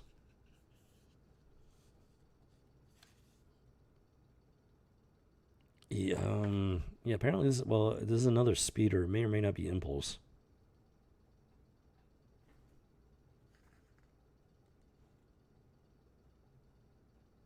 Yeah, Bart Allen, Impulse. So apparently he died at some point and was resurrected. So yeah, there's always been this running joke in the comic book community about how nobody truly dies in comic books, not just DC, Marvel, stuff like that. DC for the story arc, they took that and they ran with it, and they made it like the actual like basis of this entire Blackest Night story arc. So in that regard, I give them props. They took a running joke and they did something with it. So in 2009, they still had the ability to be creative and original. You got to give them credit for that, at least. And by and large, it works. I did enjoy it like I said, I did enjoy it for what it was. Let's see. So yeah, but since they were resurrected, they weren't able to pass on to the quote unquote afterlife.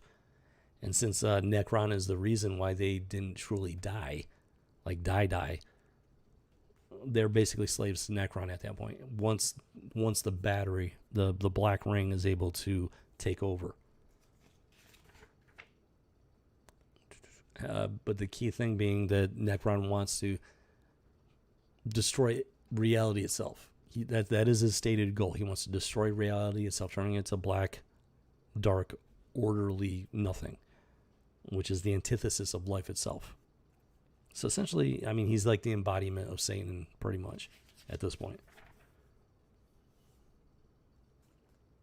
Even though he refers to it as order, it's actually just pure death.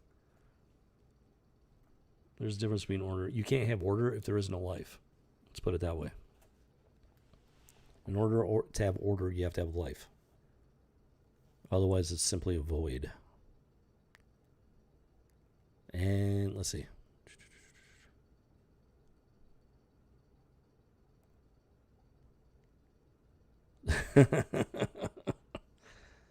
So these rings are chasing Hal Jordan and Barry Allen, both who have died and been resurrected. And Hal Jordan's like, yeah, these rings have targets. They're targeting us. And he's like, they're fast. Barry Allen's like, I noticed that, but I'm faster. So Hal Jordan's literally hanging on for the ride for dear life. He's literally chained to the Flash because the Flash is faster than him. So boom, he puts on the afterburners as only the Flash can. And then something happens. These Black Lantern rings, connection severed.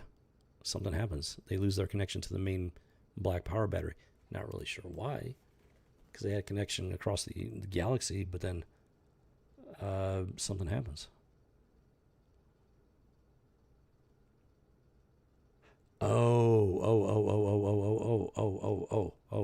Here, okay, so here we go. This is the Flash speaking. Without a cosmic treadmill, time travel is guesswork at best, but I was hoping it'd be enough. Black Hand time travel, says Hal Jordan. Black Hand and Necron reanimated Bruce and used him to trigger an emotional reaction in all of us that the black rings latched onto. I ran us 2 seconds into the future to break it. So that's what happened. It wasn't distance, it was time. He used his lightning force flash abilities, speed force, to break the time barrier and leap 2 seconds into the future. And that was enough to break the emotional connection with these black rings. Gotcha. Okay. I'm following along. So the rings lose their connection and they just fall to the ground inert. They no longer have targets. And it's so it's very much as expected. The rings are very much based on an emotional connection. As green is willpower, blue is hope, yellow is fear, red is anger, etc., etc.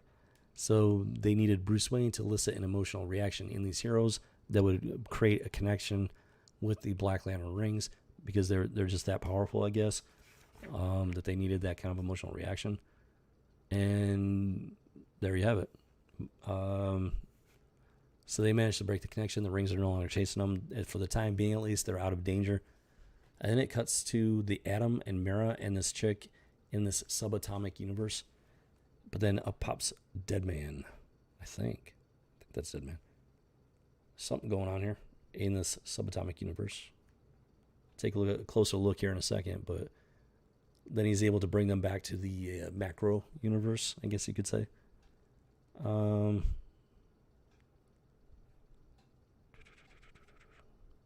Deadman comes into the picture. Hold on. She's spouting off something. Oh, just on the outside, short stuff. It's Deadman. So this is Deadman speaking. I've been leaping into these Black Lanterns, trying to learn a thing or two, which I think is doing some serious damage to me. So he's taking harm, trying to find answers. You and Fishwoman being the only thing still alive inside their network drew me right to you. Connection detected, rerouting, that is the Black Lantern itself speaking. I can't stay in this bag of bones any longer, but you've got to get out of here and warn them. I can hear their directive like a whisper. Every Black Lantern in the universe, every one of them, is coming to Earth. Get out, Boston Brand. Boston Brand? What? Jean brought us here, Adam, but you need her to take us out? No, good. So she does some damage to this Black Lantern. Not sure how, when nobody else has been able to. And she's still tugging on him. Like the Atom is so full of compassion to the point of being dangerously sappy. She's still trying to guilt trip him into staying. The Atom, he takes himself and Murrah out of the subatomic universe, out of the Black Lantern ring that they got zapped into. And the Deadman has given them a warning that every Black Lantern in the universe is coming to Earth. Which begs the question, why? What makes the Earth so important? Every Black Lantern in the universe would be converging on it. Besides the fact that there's this huge battle going on. Why? Why is it taking place on Earth? Keep that in mind there, folks. And then it cuts to John Stewart, one of the many Green Lanterns. And he's being chased by a horde of Black Lanterns. He's like, you got incoming.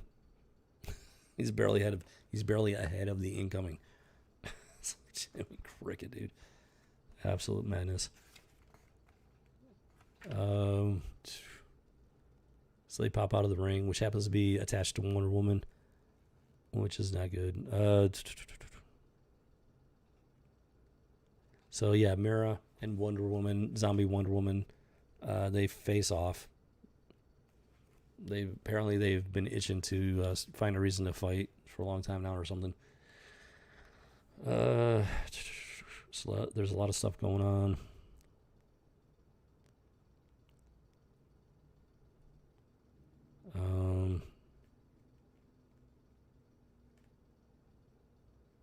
So Ganthet is one of the Guardians of Oa. He knows the secrets of the rings, the lanterns, stuff like that. So he's able to replicate Hal Jordan's ring, so he can himself become his own Green Lantern and fight. Which apparently Harold Jordan had no idea he could do this. So he's like, "What are you doing?" "I'm making a copy of your ring so I can fight." It's like, what do you think? And boom, Green Lantern Ganthet of Oa. Dun dun dun. That's something you don't see every day. It's like, oh. I welcome myself to the Green Lantern Corps. You know what's serious when one of the Guardians takes up one of the rings. It is no joke at that point. And wait, what is happening? Hold on, whoa, what is happening here?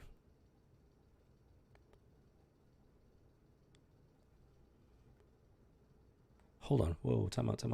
Oh wait, so he's doing more than just becoming a Green Lantern?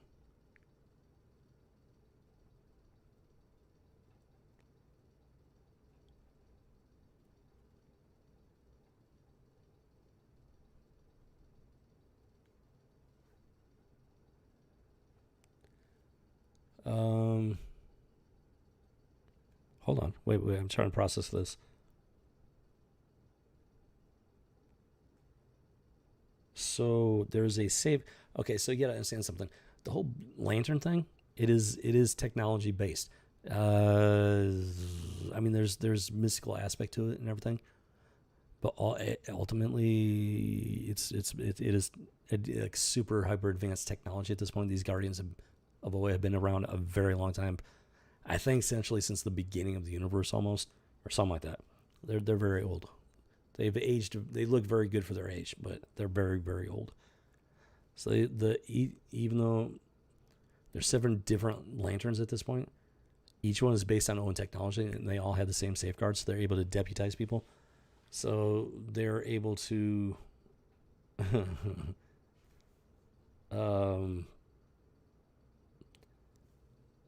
So Ganthet made a copy of Hal's ring. And so he's able to make a copy of all of the rings of all the lanterns. And he uses those copies to search out new lanterns that match that spectrum of light.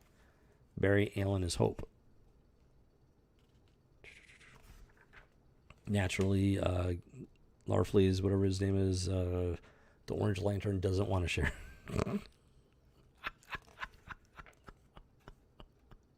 Even though he still has his ring, he doesn't want to share.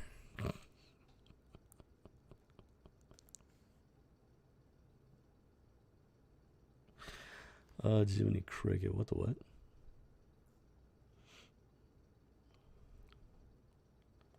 And yeah, so we have Lex Luthor, and apparently, yeah, he's been fighting his own fight, apparently by himself. So he's locked away, and these Black Lanterns break in, and he's getting overrun. But then out of nowhere comes this orange ring, power ring, lantern ring. And he's like, Lex Luthor, you want it all, which is true. He wants it all. He's a very greedy person. And then, what the what? Oh, yeah, there shouldn't be too much of a surprise. So we got the Scarecrow. We got the Scarecrow doing his thing. And then in comes a yellow power ring for the Scarecrow. Pretty fitting there. Yellow, the Lantern of Fear. That's a pretty good fit right there, if you ask me.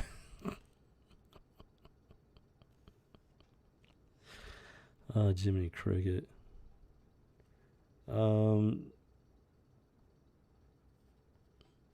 Wow. This gets interesting. So, yeah, Ray Palmer, the Atom, he's very compassionate to the point of being like dangerously sappy, but as a was it purple blue compassion indigo is the compassion, so he gets the indigo ring. Deanna, she's already been taken control of by the Black Lantern ring, but the what was it? There's Mother Murgatroyd. Red, orange, yellow, green, blue, violet. So she's okay. So violet. It's Wonder Woman is already under the thrall of the Black Lantern ring, but the violet ring of love is seeking her out. So now there's this conflict between the violet ring and the black ring. And then Murrah of Earth, she's filled with rage. Naturally, she gets the red ring. Not too surprising there. Bada bing, bazinga. And so, yeah, now the Wonder Woman's interesting. Very interesting. She's okay,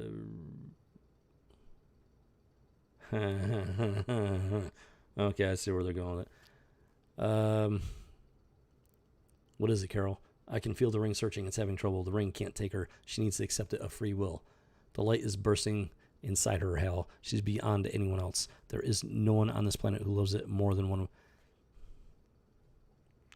They're saying that there's no one that loves the planet more than one.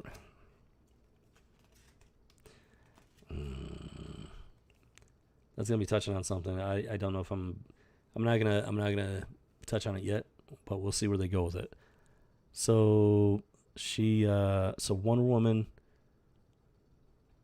she's able to overcome the Black Lantern ring. She accepts the Star Sapphire ring. I think that's what they call it. The Star Sapphire League Corps or whatever, which is the indigo, whatever it is. Oh, Jimmy Cricket. And it severs the connection with the Black Lantern ring, so Wonder Woman is freed from the Black Lantern Corps. Becomes part of the Star Sapphire Corps. So now they've got some new Lantern allies. Boom. Nice big old splash page. So there's renewed hope all of a sudden. And the battle rages on in part 7 of The Blackest Night. Boom. Some interesting costume changes, let's put it that way. So I will say this, the Star Sapphire Corps is not a lot of modesty going on there. Let's put it that way. I think they may be confusing love with something else. Just gonna leave it at that for now. What?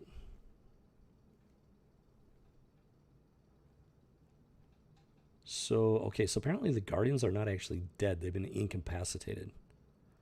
So we got Coast City, where Necron's at. These heroes that have been taken by the Black Lantern rings. They're dragging the Guardians to Necron. They're still alive, so they're not dead.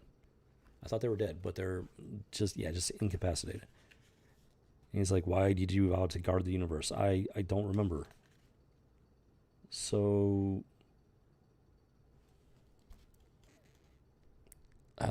since they're the oldest living beings in the universe, their connection to the white light is the stronger than anybody else's. And yet they bury it as deeply as their emotions. That's what Necron is saying.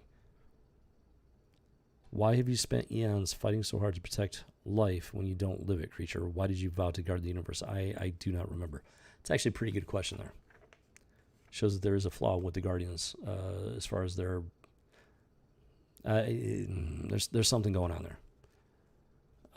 How shocking. Our beams are useless against Necron as they are the Black Battery. He's enjoying this. Connection severed. So combining their rings does have an impact on Black Lanterns, except for Necron. Necron is unaffected. There's lots of connection severed, connection severed, connection severed. Black Lanterns being obliterated and whatnot, but Necron is impervious. So there's more going on. They're making progress. They're putting it together, but they're still missing something here. Not as much as me. Fly, my monkeys.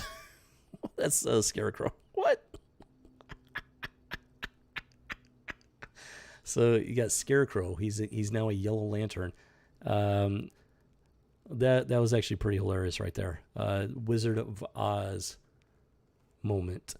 He creates yellow monkeys. It's like, fly, my monkeys, fly.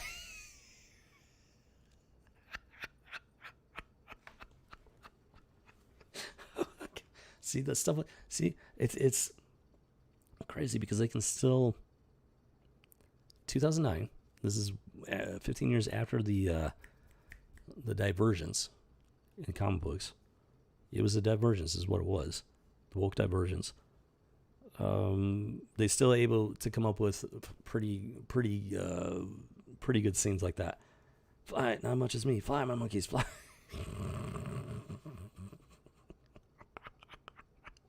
Stuff like that is why I got into comic books. Just great scenes, moments, great moments that pop up out of nowhere. It's just it's hilarious. That little scene right there is absolutely hilarious, and that's why I got stuff like that. That's why I got in comic books. It's just like unexpected moments. Somebody came up with it. Somebody thought it, put it to paper, and it's just good stuff. It's entertaining, and it makes you forget about life, the hardships of life for at least a brief moment. And let's see. The fight rages on. The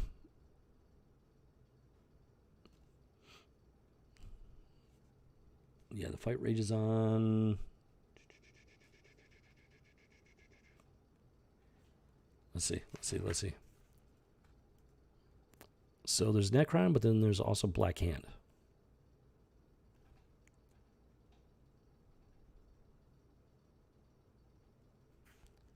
So apparently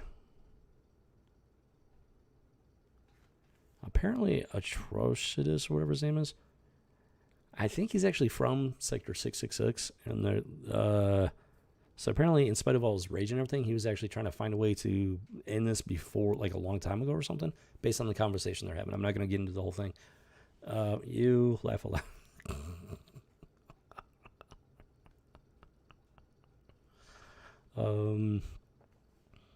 So apparently the Red Lantern was trying, in his own messed up way, trying to stop this whole thing, and failed a long time ago. So the Black Hand, the Black Hand. So Necron is the main guy. Black Hand is like his right hand for some reason. And then, there's this battle just rages on. He's trying to take out the Red Lantern, but he doesn't realize that the Red Lantern's heart is in his ring, full of rage or something like that. At least that's what Hal Jordan is saying. Just the battle, just rages on. Each lantern coming in. Wait a minute, what the what?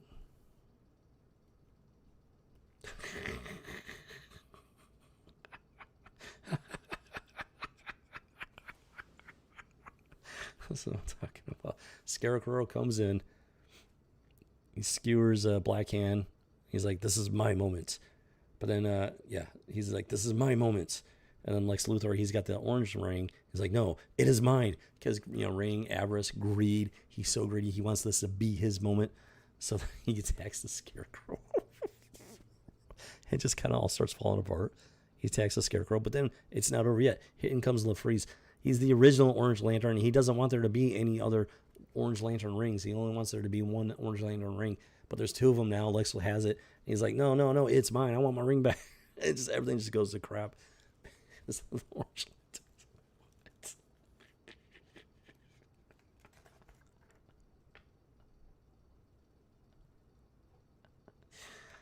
Oh, Jiminy Cricket. Okay. But then this happens. Lex Luthor gets the upper hand.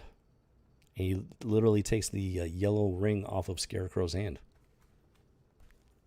Not looking good. And he starts going into overdrive. He's like, give me all of your rings. Lex Luthor is just, he's a good fit for the Orange Lantern, no doubt about that.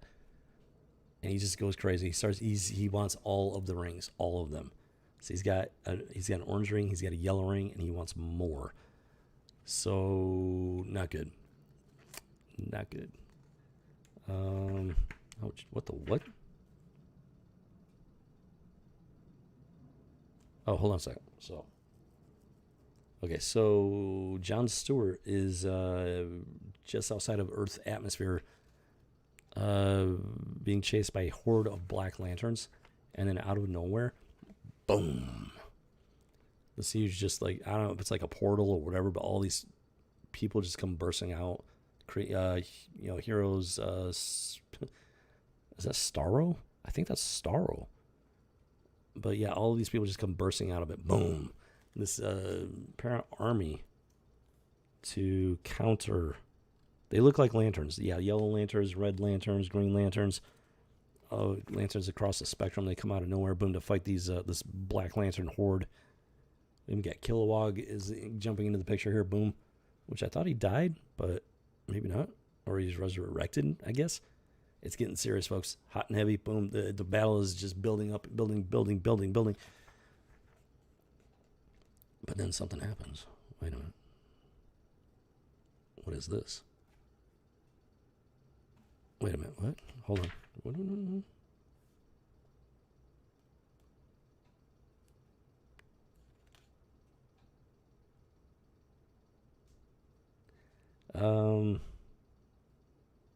Jiminy Cricket. Okay, so somebody's spouting off numbers here. So if the Green Lantern Corps wages the war alone, each lantern has to face 3,400,023 Black Lanterns without support. That's an overwhelming number there, Jiminy Cricket. But if they team up, it drops to 2,700,000,000. So it's an improvement about 1 billion. See, that's something at least.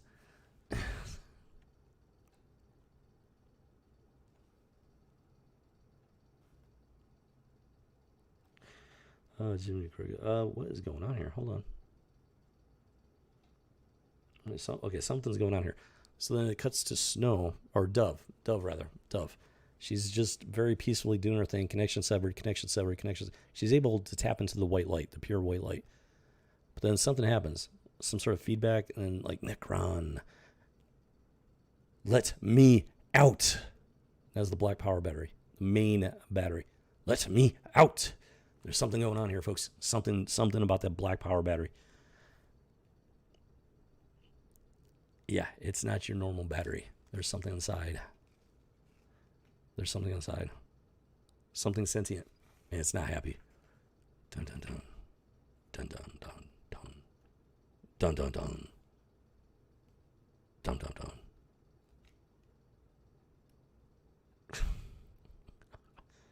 Boom. So Necron is so while the battle rages, Necron is doing his thing. He's got one of the Guardians, and he just slashes. He takes his scythe and just finishes him off. The battle's gone kind of sideways because of Lex Luthor, and what? Okay, that's disgusting. See, this is the thing. They decide to go a little bit on the hyper gore, which is not necessary. It's not necessary. He slits the throat of the Guardian. As he's dying, Black Hand comes in, like rips out his insides. I mean, that's completely not necessary. It doesn't. You don't have to. We're talking about like Invincible comic book / cartoon. The Boys. What else was there? Something else. It's just hyper violent. It doesn't add anything to the story. This is not that kind of story. Well, I mean, yeah, okay, I understand you get this Black Lantern zombies and whatnot. It's going to be a bit on the gruesome side, but that was not necessary. That didn't instill horror. It was just gross. It's grotesque. It defeats the purpose. But he takes the guys in there, he slams them down, doing something with them. I think he's like using the Guardian blood, which is golden in nature, to looks like he's painting a symbol of the Black Lantern. And let's see. Death through all. Boom, boom, boom. Wait a minute. What?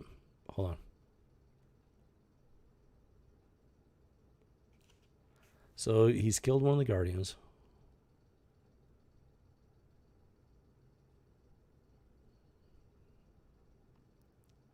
And what Necron is doing is try to make a connection with something or someone. And he's using the blood of the Guardian to do it. And he's like, what was he saying? Trespasser, rise. Trespasser, trespasser, trespasser. He's speaking as the darkness, the blackness. Speaking as the void. Trespasser. What is the trespasser? In those terms, the trespasser is the light. And this bright light shoots up out from the ground. And we find a creature of light. Pure light. So light, almost no detail. I mean, there's detail, but it's a very odd looking creature to say the least. Yep, ritual. It's exactly what it is. It's a ritual. Got it on the nose.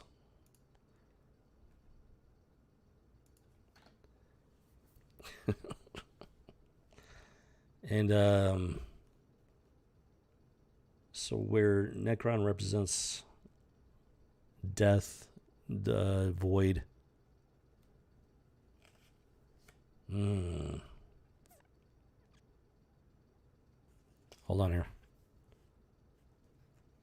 Trespasser, rise. And he reveals this being of light hidden in the earth. But then Black Hand says something interesting here. He said, let there be light, and there was. That's Black Hand saying that in regards to Necron revealing this being of light. That's a complete bastardization of the Bible. I understand maybe, okay, they're using it for artistic. Back in the day when I first read this, I was like, okay, artistic license. They're taking artistic license with it for the sake of the story. I didn't think too heavily about it. Now looking back, they're basically they're literally trying to replace God with this being of light to make it where this being of light can in fact be killed, even though God cannot be killed. And they're saying he said, let there be light, and there was, which is just a twist on the surface. It's innocuous. But after everything that they've been doing, you got to question it. That's the problem. That's the real problem. You have to question it. Luther is all, it's so bright, I want it, whatever it is. He doesn't even know what it is, but he wants it because, he's just consumed with greed. And then Larfleeze comes in, no, I want something new, human. I want your life. These orange lanterns, man, they're the worst. Outside of the black lanterns. And then Necron's all, I want all of your lives, invaders. So so here's one of the contrasts. So Necron represents the dark void of the universe, claiming that light and life are invading the universe. But that's not the case. In terms of biblical, this is definitely inspired by biblical passages, biblical stories and whatnot. Make no mistake about that. Here's the thing. In reality, God created this universe, and when he created it in that moment, yes, it was void of light, void of life, void of form. It was a physical reality, but there was nothing to fill it. God said, let there be light. Now, God is the source of light. You cannot kill God. The only way to kill light is to kill God, and that's impossible. If you kill God, guess what? Everything just ceases to exist. And in this regard, they've got that much right. If they kill the light, everything ceases to exist. Except for, in this case, the darkness. Now, here's the thing. If you kill God, everything ceases to exist, including the darkness, because there's no reality left for the darkness to exist in. And that's where it really diverges.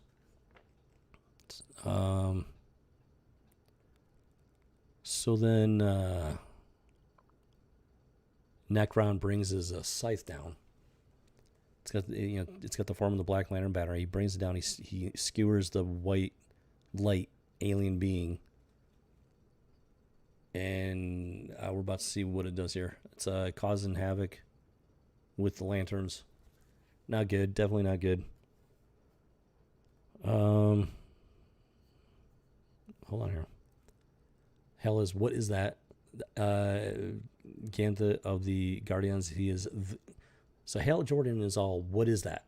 The Guardian is all the entity. Hal is like, the entity? Question mark. Ganthet is all the living light bestowed upon this universe that triggered existence itself. The Guardians may be the oldest living beings, but life did not begin on our world. Life began on Earth. We buried this fact to keep the entity protected. As you buried Parallax in the Central Power Battery, as you buried the massacre of Sector 666, it was imperative we not draw attention to Earth. We did our best to keep humans from the Green Lantern Corps. Until Abin Sur, when he was dying, he knew all of this, didn't he? That's why he came to this wretched world. You let my friend die with everyone with me, thinking him mad. This is Sinestro speaking. You destroyed Abin Sur to protect your lies. You let the universe believe life originated on your homeworld to justify your authority. Hal Jordan, Sinestro. Now I will justify mine. So he, Interesting. Okay. So, yeah. So Sinestro turns on Ganthet, attacks him with his yellow power ring. Remy, this is out there, but CERN is literally trying to kill light by blowing apart light at the subatomic level. I haven't heard anything about that. Blowing apart light at the subatomic level? I'm trying to think. Are you talking about like photons? Like light itself?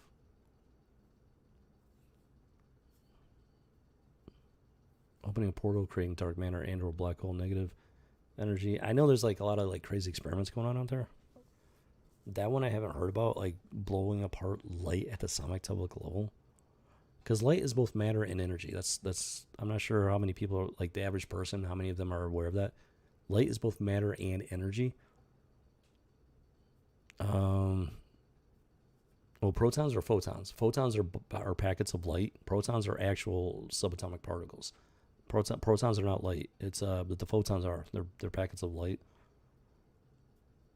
No, yeah, I'm gonna have to look that one up. I haven't heard about that one. Curious about that. Huh. Wow. It's like, I don't even consider that trying to. Oh yeah, very metaphysical. Oh, it's hella metaphysical now. That is the truth. Like, keep in mind, comic books, pop culture, they are heavily inspired by our reality, physics, science. You know, whether it's science, whatever, Bible, doesn't matter. It's heavily influenced by reality, and sometimes vice versa. Sometimes science does get inspired by pop culture, and yeah, I'll definitely have to look into that one. That one is news to me. So fascinating, to say the least. Trying to break apart light itself. Wow. I'm curious. No, I'm curious about that one. Very curious about that one. So it's a little strange because apparently. So Necron, yeah, he's attacking this being of light. You can see he's got a scythe just impaling into the creature. I don't know if the creature is dying or not, but yeah, there's a lot going on. But then this Sinestro is all like, he's basically just going mad at this part, and he wants that white light power or something like that. When Necron strikes the entity, we share the pain because we're all connected, we are all alive. Every living thing in the universe is dying. Why isn't it fighting back? That's it. Buried the entity. It's like Parallax and Ion, a living power. And Necron dug it up for us. It just needs a pilot. So interesting. Okay. Now then Sinestro jumps. Hal Jordan makes a dash for the white light being to, quote unquote pilot its power. Sinestro jumps in. He's like, "No, you had your chance as Parallax." Sinestro is just kind of losing his mind at this point. This is why I am alive. I am alive to lead us out of the blackest night. So he starts developing delusions of grandeur. I demand your power, entity. I will finally prove to the universe Thou Sinistro of Korugar. And you can see, he's just losing his freaking mind at this point. He's just driven mad at this point. If he wasn't mad already. All of it, their words. Okay. Yeah, I gotta, actually, before I forget, let me, like I said, this is, in and of itself, it's actually a pretty interesting storyline. Like, I did enjoy it for what it was, which is a little surprising because it is 2009, 2010. This is after the divergence of 96. CERN blowing apart light at the subatomic level. Okay. Yeah, I'm gonna have to look that one up. No, I'm as a certified biologist. I say that a lot because, you know what, I worked my ass off for that stupid degree, which is in the professional world done next to nothing for me. And I got to get something out of it. So as a certified biologist, and I did do some physics, quite a bit of physics in my education. It's very interesting what you're saying. I'm very curious about it. I would like to, if that's what they're doing, I would like to know more about it. So yeah, I made a note of it. I just gotta make the time to do some research on it. Curious indeed, especially in light of what we're talking about here. No pun intended. Jiminy Cricket. That's crazy. So yeah, Sinestro is just losing his mind at this point. And the birth of the White Lantern is here. And you may or may not have seen it coming, but the first White Lantern is in fact Sinestro. I did not see that coming. Now there is a mobile game for DC that's completely based around the Blackest Night, the different lanterns, stuff like that. White Lantern Sinestro is one of the characters. I was wondering where they came from. So then, boom, part 8. Part 8 of the Blackest Night, and we have White Lantern Sinestro. Bet you didn't see that coming. Most likely, I didn't see it coming. Hail Jordan. The truth is, I am afraid of one thing. I'm afraid to get close to people because Black Hand is right. Eventually, everyone will die. A poet once said, "Carpe diem quam minimum. Credula postero," which meant seize the day, trusting as little as possible in the future. Most people only know the first part, carpe diem, probably because not trusting tomorrow is too damn cynical. It is to me anyway. Sure, you can't rely on tomorrow. We're not guaranteed we'll have it. But we can't be afraid of it either.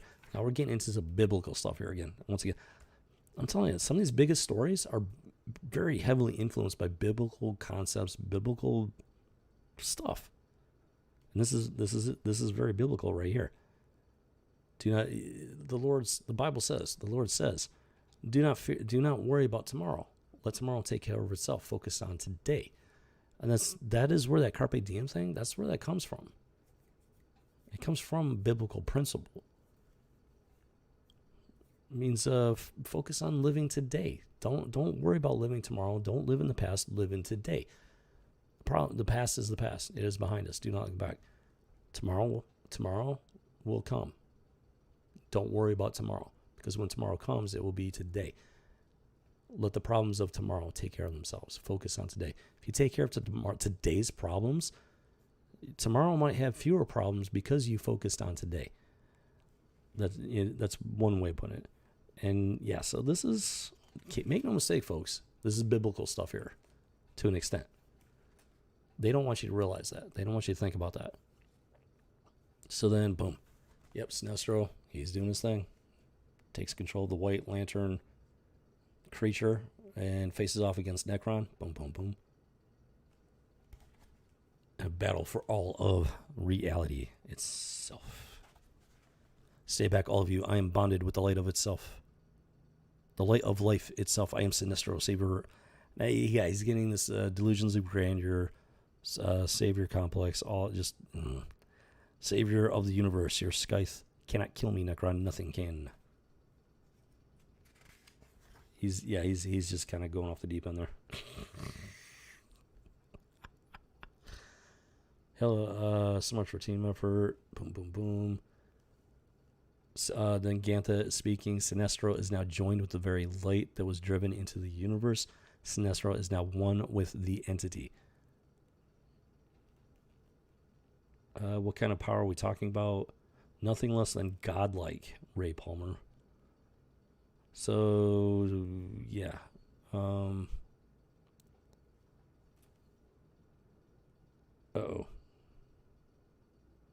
Uh-oh. Yeah, kind of, yeah. Now, here's the funny thing. Necron doesn't seem to be fighting back very hard. Sinestro gets the upper hand. He's got him chained up. There's his heart fully exposed. Sinestro reaches in, rips his heart out. Kills Necron. But then, it's not over. Necron, rise. So he's killed Necron, and now Necron is rising. Should have seen that coming. If you fight me as if I live, Lantern, I do not. I am death. And you cannot eradicate death any more than you can space. He's wrong on that. He's wrong on that. Here's in terms of contrasting real life and reality here. Necron is saying you cannot eradicate death any more than you can space. Wrong. In terms of reality here.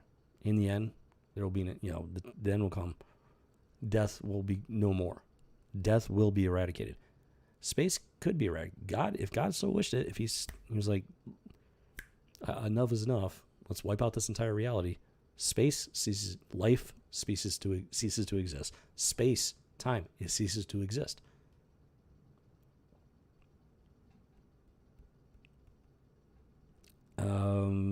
Just as death will eventually one day no longer be a thing.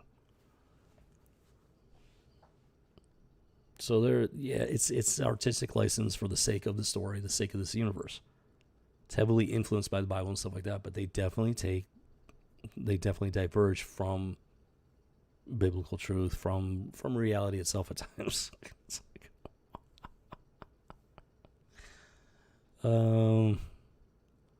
So Sinestro, in thinking that he has defeated Necron, learns that that is not the case. Necron rises back from the dead, again, attacks Sinestro, punches him in the chest or whatever. There were repercussions from the blow, and let's see what happens here.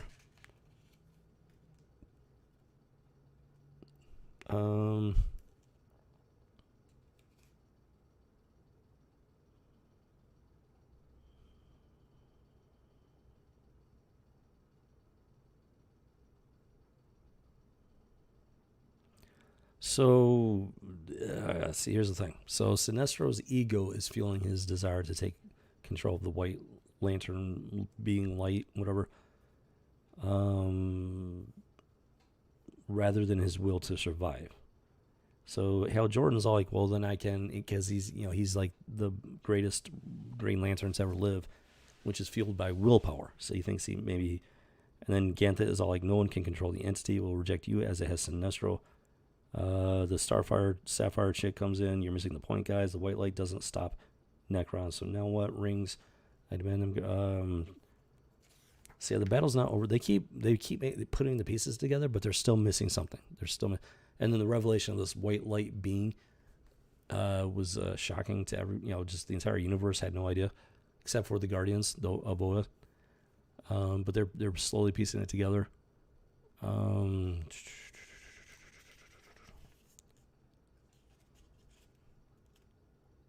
Victory belongs to you only for the moment, Orange Lantern. And that moment is fleeting, as are your lives. Necron is still going. He's still kicking. He's transformed, but he's still going. Not good. So the fight continues. They're trying to figure out how to defeat this guy. The more the merrier. So then, boom, in comes the cavalry. We got a whole bunch of heroes coming out of nowhere, trying to help hold off the horde of Black Lanterns, which is just overwhelming in ways that are beyond numerical imagination. It's just the numbers are just mind-boggling. And then what? What is happening? Forget the black lanterns and hit the source. Everybody swing your beams onto Necron. See, Hal Jordan is instructing everybody to hit Necron. And we're talking about lanterns from across the spectrum. So that's what they're doing. Just they're focusing on Necron, just blasting them with their different frequencies and whatnot. And let's see what happens here. Whatever, back on track. Hey, Skeletor, beware our power. No lanterns, beware mine. And wait a minute, what? Hold on.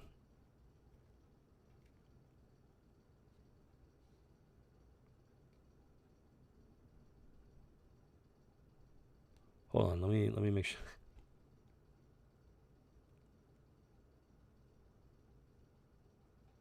What the what? What is happening here? Hold on. Something big going down. This is Necron speaking. Death is your destiny, Sinestro, as it is yours, Hal Jordan, like the others who came back from the dead. You did so because I allowed it. No more. I want peace again. Peace meaning the annihilation of all reality and life and whatnot. So,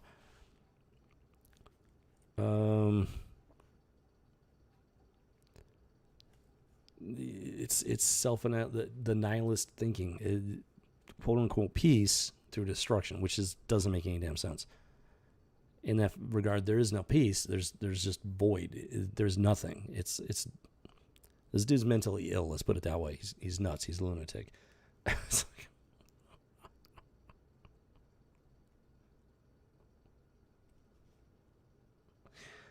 like, Jimmy Cricket. Okay, so then they get into this discussion. So you got, yes, Necron is coming back hard with a vengeance. He pretty much knocks the white light out of Sinestro, who reverts back to his yellow lantern form, and he gets into it with Hal Jordan, and they're having this back and forth. Let me share it with you. You still want to take credit for bringing me back to life, Necron? You might have opened the doorway, but I was the one who walked through it. And then Necron responds. No, Black Hand. Black Hand responds, actually. Why? Life was an accident, Jordan. It has no meaning. It has no purpose.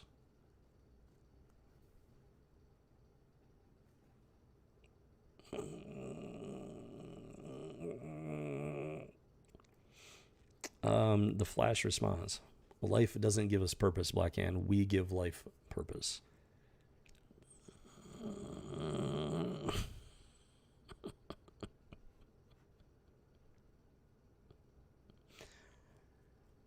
That's what we've been leading up to with the stuff, the contrasting comparison between what they're talking about here and the actual real biblical, real life truth and all that. No, it's just completely wrong. Life doesn't give us.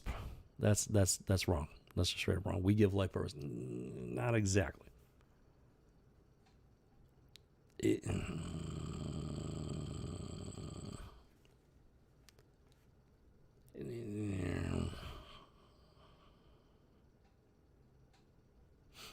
Life does give us purpose. Let's say you're a parent. You have kids. That is life. Life gives you purpose. You want to take care of those kids. You want to do everything you can to protect those kids, to feed them, clothe them, put a roof over their head, provide for them, give them the opportunity at a better life. Life gives you purpose.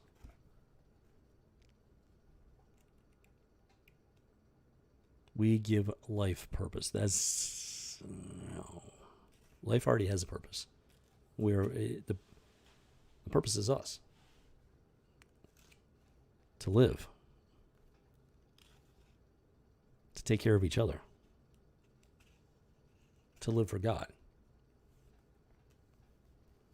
So yes, life does give us purpose. God is life. God gives us purpose. That's where it's leading up to. They're leading up to that statement right there. And it's completely wrong. With the way I'm understanding it. It's just completely wrong.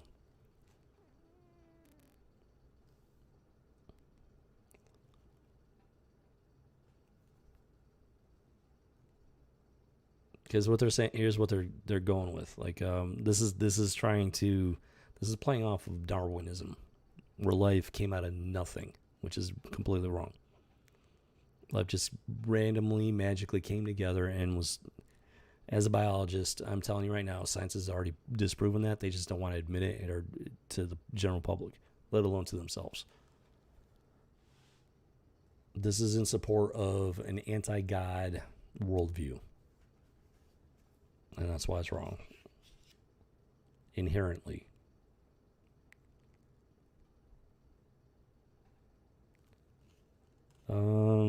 Let's continue here.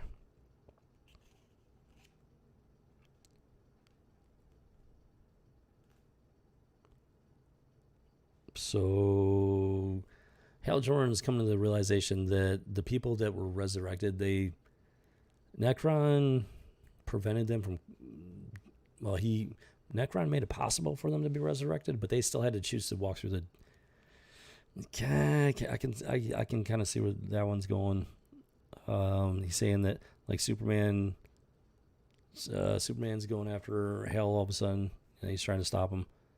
And Hal Jordan's like, I chose to step through the door. So in that regard,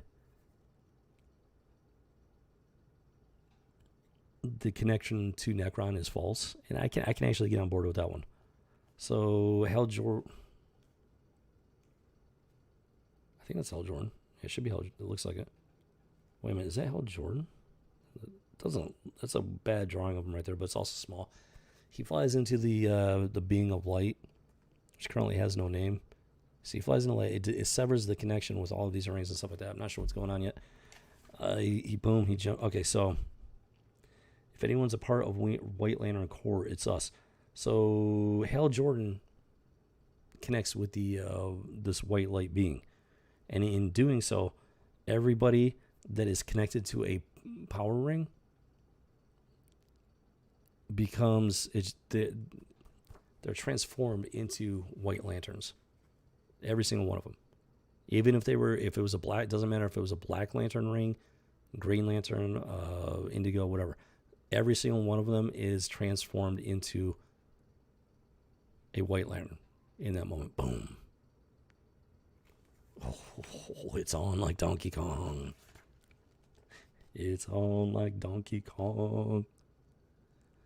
And they hit him with everything they got. Boom. Boom. Boom. Ooh, what happens here? What's happening here? Live. Oh, hold on. So, okay, so they're not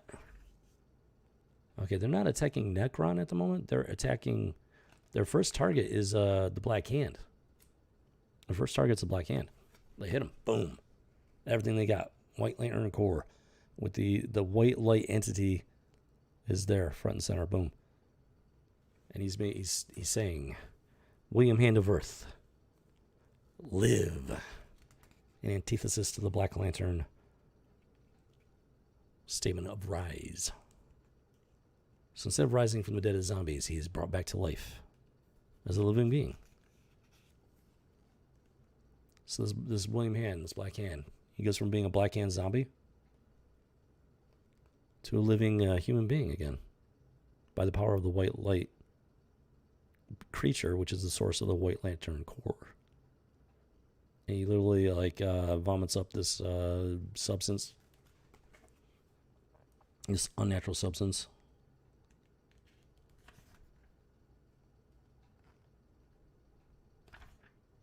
And it just stuff starts to happen really fast. Jiminy Cricket. So it starts a chain reaction, is what it does. The White Lantern Corps, they revert back to their normal selves, basically. Necron takes a devastating hit, which it's heading straight for the Black Lantern battery. It burns, saith Necron. Boom, hits the battery. Let's see what happens here. Live. And the final secret is revealed, maybe, possibly. The Anti-Monitor. The Anti-Monitor was the source of the Black Lantern battery power. He powered the Anti-Monitor. So those who may not know the Anti-Monitor, there's the Monitor and the Anti-Monitor. Monitor is the I don't know. He's like I'm not really 100% sure. Like the guardian of the entire universe or something like that. I don't know. The Anti-Monitor is the opposite of that. He actually wants to destroy the universe. So it makes sense as to why the Anti-Monitor is the source of the Black Lantern battery. Necron imprisoned him in the battery and used him to bring about the Blackest Night. And then in this moment, he was brought back to life because he did die. There was the huge crossover event. I don't remember what it was. I don't know if it was Crisis of like Infinity Crisis. I don't know. There's been so freaking many of them. I'm not sure. I don't remember off the top of my head which one he was the source of, the main bad guy from. But now, boom, the Anti-Monitor is brought back to life. I am your prisoner and power source no more, Necron. Then you are nothing. Go back to your own universe, creature.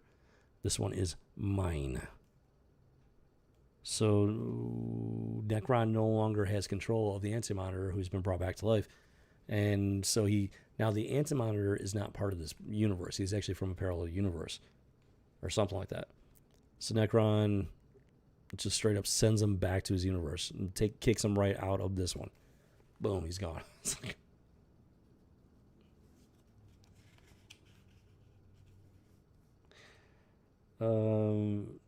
Necron. No, you are the trespassers. You are the enemies to existence. This is Necron speaking. And then let there be light. And then Necron is just finally annihilated. And it looks like White Lantern rings are shooting out or something. Interesting. Iman Tamaz of Earth. Jenny Lynn Hayden of Earth. Digger Harkness. So it's the Boston Brand of Earth. What was happening? So yeah, there are White Lantern rings just shooting out. And okay. So then what happens is, if you caught that earlier, all of the rings were basically transformed into White Lantern rings, including the Black Lantern rings, like the one that Superman was wearing.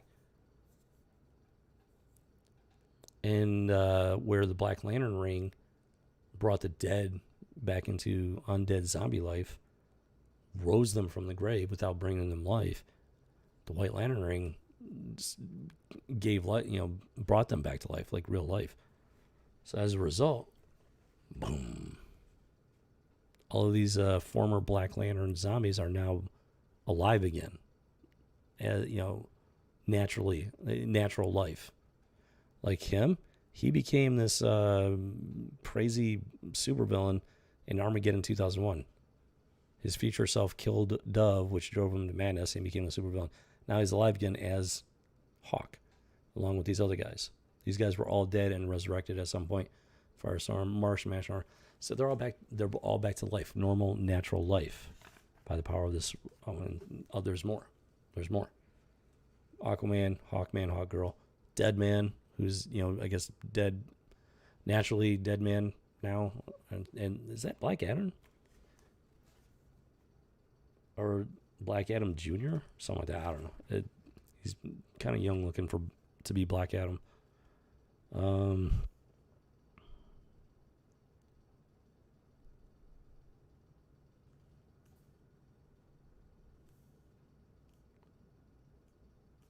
And yeah, so it's like Necron has defeated all of these heroes that were, heroes and villains that were under the thrall of the Black Lantern and Necron. They're set free. Not only are they set free, but they are brought back to natural life. Aquaman, he's got his hand back and everything. He's back whole. And, it's essentially the resurrection, I guess you could say. And then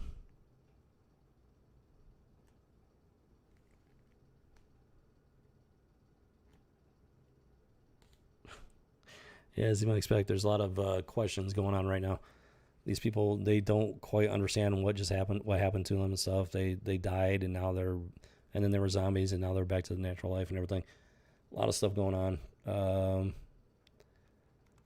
lot of confusion. Hawk is like, he's doesn't know what's going on. He's getting mad, but the dove is there to calm him down.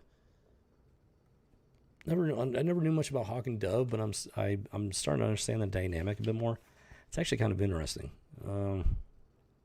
Jade is back alive.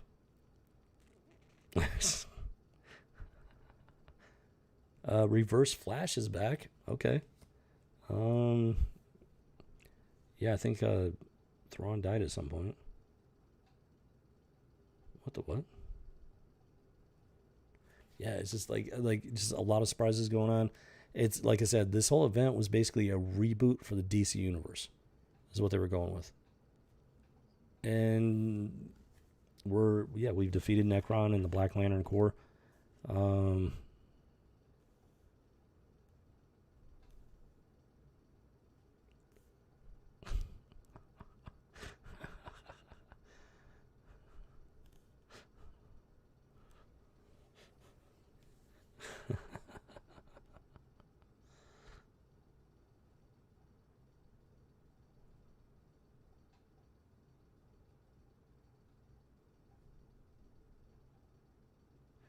Interesting. Okay, so yeah. So Deadman is no longer dead. Yeah, he wears a mask and he's no longer dead. He's actually, people can see him now. So even Deadman is got a new lease on life. LaFreeze has given them Lex Luthor, which is the first time he's given anybody anything as the Orange Lantern.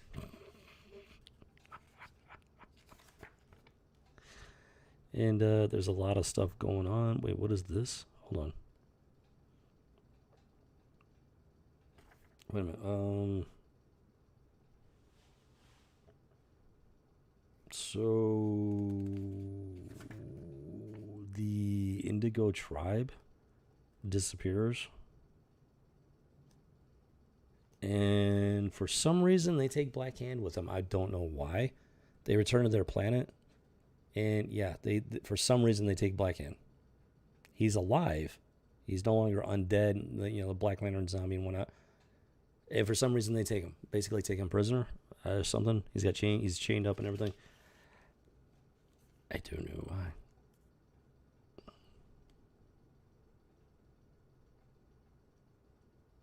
why. Wait a minute. Hold on. Wait. So it cuts to Gotham City. And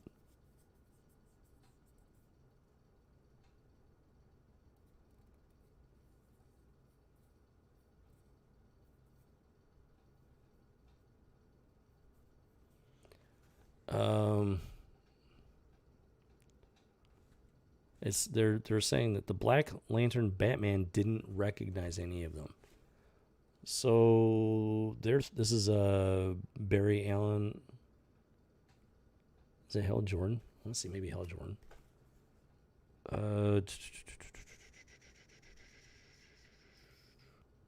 I think that's Barry Allen and Hal Jordan, and they're saying that Bruce is still alive.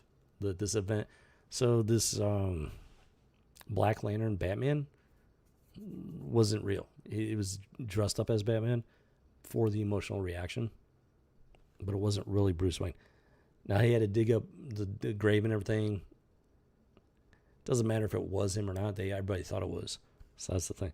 So apparently Batman is actually still alive. I don't know what's going on during this time frame. I missed out on a lot. And apparently the white light entity is still out there. And it's urging them to break away from the past and the Blackest Night and head into tomorrow. And then it ends with a giant crater and a white lantern power battery. And it seems to be the end of it. Dun, dun, dun. Yeah, then it just goes into this gallery of artwork and whatnot. Just a gallery of art. Different scenes from the series and everything. And yeah, so that's the end of it right there. It's like this was meant as a reboot for the entire DC universe. And overall, it was good. Overall, it was pretty good. I mean, I definitely missed out on stuff. Absolutely missed out on quite a bit. I bailed on comic books in 2012 because it was just continuously just stuff was just taking a left turn, left and right. And by the time, I mean, I wasn't, yeah, I didn't have the resources. I just wasn't motivated to be as active in comic books because it was already, at that point, it was already taking weird turns. However, especially being 2009, 2010, I bailed in 2012. By and large, this was pretty good. It was pretty good. I wouldn't mind sitting down and reading it again, cover to cover. We just went through the whole thing. It was a crazy story, Jiminy Cricket. Definitely, absolutely drew heavily from biblical principles and stories and whatnot. They definitely did some twists to artistic license now, and I was wondering where I was going with it, and it culminated in that one statement from Barry Allen, and I don't agree with that statement at all. I do not. That statement was meant to basically say that humanity makes up its own rules, makes up its own everything, and that's not the case. Not completely. We make up certain things, but they fall within the parameters, the hierarchy that God has established. We do have a certain measure of free will. They're trying to say that we have complete and utter free will with no restraints, and that's not the case. And that is dangerous. That is dangerous. So you always got to look for that one. You can just suspend disbelief to a certain extent, but you got to look out for that one point where they reveal themselves, and they revealed themselves with that one statement. So by and large, it's a pretty good story, but you have to be discernful. You have to be discernful. And there was that one statement. You got to watch out for that one. You got to watch out for it. Other than that, I mean, overall, it was a pretty good story. Pretty story arc. It does reveal that they do have a problem with continuity and whatnot. They have butchered the DC universe, and they butchered the Marvel universe as well. But they butchered it left and right to the point where they have to create something like this, Blackest Night, this huge crossover event across the entire DC universe that literally resets the entire DC universe by bringing all these characters back to life, natural life. And why? Because they butchered the universe. That's why. Just think. I don't even know. But this isn't like a one-time thing. They've done this so many times over the last 30 years. Crisis on Infinite Earth, Infinity Crisis, stuff like that. There's time and again, they're resetting their own universe. And it's like, I don't know if it started off as like a gimmick. It's like, hey, let's do this thing with Crisis. So Crisis on Infinite Earth, I know that they had created parallel universes, parallel characters, stuff like that. And it got so messy that they decided that they needed to consolidate everything. But it's like, I don't know, ever since then, they can't make up their minds or something. Or they just keep screwing it up. I don't know what it is.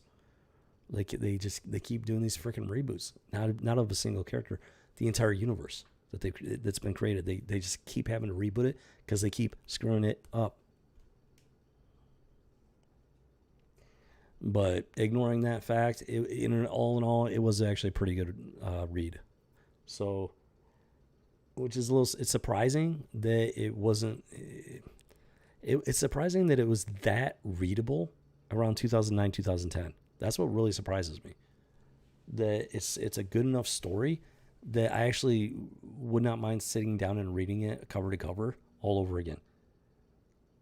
From 2009, 2010. That's the truly shocking part. There you have it, folks. Green Lantern, the Blackest Night series, compiled into one thing. Yeah, when I first heard about it, I was just the idea of it was intriguing, and I wanted to check it out. Didn't get the chance to. Resources and whatnot made it difficult, and I might have a few of the actual issues, possibly, but maybe not. Now I'm thinking about it. I'm not sure I do. But yeah, finally managed to get the compilation of the Blackest Night story arc. across the entire DC universe. And overall, it's pretty good. You need to go into it discernful to understand the departure they take from actual like biblical truth and everything, because they do draw upon it. They draw upon it, but they try to subvert it at the same time, and that's what you have to be paying attention to, and be aware of that fact. But other than that, I mean, overall, it's a surprisingly good read for the frame of time that it was written. So yeah, there you have it, folks. The Blackest Night from the House of, talking, commentary and whatnot from the House of G. Hope you enjoyed it. It's an interesting story arc. That certain thing with the sounds like they're trying to actually dismantle light itself, which is just I didn't even know that was even a possibility. But hey, if they're doing that, I definitely want to look that up and read more about it. Well, it goes. Anybody's still watching? I hope you having a great Friday. Monday there? It's Monday, not Friday. I wish it was Friday. It's Monday. Wishful thinking. Putting the cart before the horse. I hope you're having a good day there. Rolling into the rest of the week. It's going to be a busy one, let me tell you. And this thing went on for a little over 3 hours. Not too surprised. I was trying to keep it under 3 hours. But holy cow. No, this was a big one. See, I'm going to cricket. This is a big one. Yeah, as I showed you earlier at the start, it covered a lot of different titles, a lot of different individual issues. It was big. It was very, very big. They went all in on this one. Green Lantern, the Blackest Night crossover event. And in doing so, I mean, they completely rebooted the entire universe. From what I've seen in recent years, it was not for the better. So, I have an idea for how to fix things. I'm never going to have that kind of influence or power or control or authority over the DC universe or the Marvel universe. I know how to fix them. But I'm never going to be in that position to make it happen.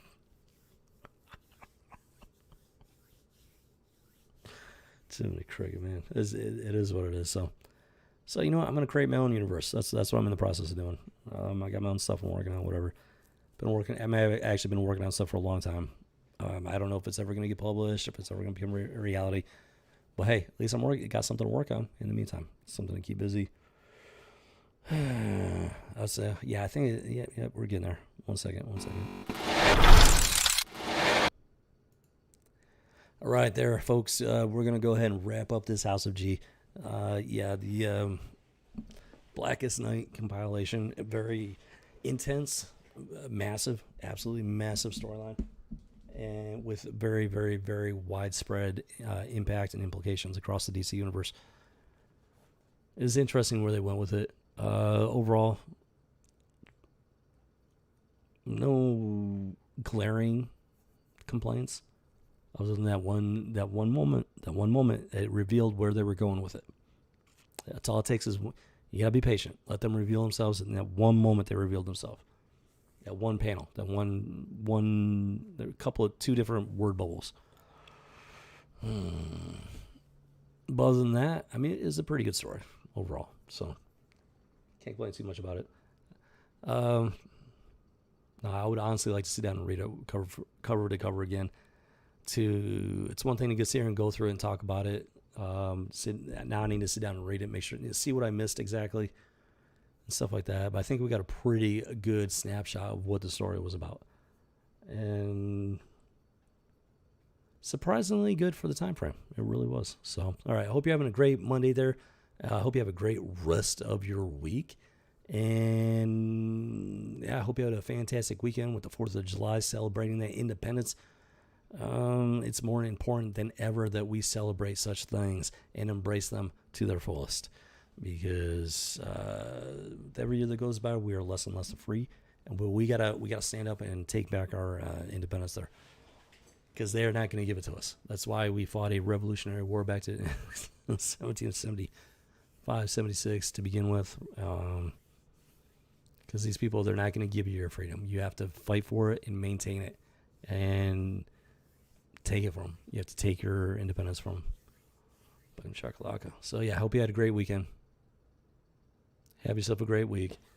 And, yeah, so we're in a transition. I've gone through pretty much my entire stack of stuff that need to be backed and boarded at least. I got a few more random issues, like stupid little things that aren't even worth talking about. They're like Wizard 1/2 stuff. They're more like marketing issues than actual like comic book issues. So I'm not going to worry about them. So it's time to start digging in, start taking this in at least a slightly different direction. I do need to catalog my stuff, and I'm going to do that. I'm going to have to replace at least one of the boxes. I'm going to have to go through, probably have to replace some of the bags and boards. And I would like to go through those issues and everything. So I kind of got to figure that out. But we're gonna. That's the general direction we're going. Plus, I'm gonna start getting more into television shows, movies, stuff like that. But I think the comic book stuff is still very much going to be part of that as well. So it's yeah. We're in for some changes here, small ones, big ones, maybe. But still going to be all about commentary, pop culture, stuff like that, and just the connections, the contrasts, the impact, all that stuff. We're still going to be deep diving the pop culture, archaeology, and yeah, we're just getting started. If I'm being honest, we're just getting started here. So, wow, yeah. It's going to be interesting, to say the least. I'm very excited, but I'm also it's the future is wide open as far as that goes, and we'll see what happens there. We'll see where we take this. So I hope you have a great day there, rest of your day and everything. And yeah, it is time for me to wrap this one up. Jiminy Cricket, yeah. Wow.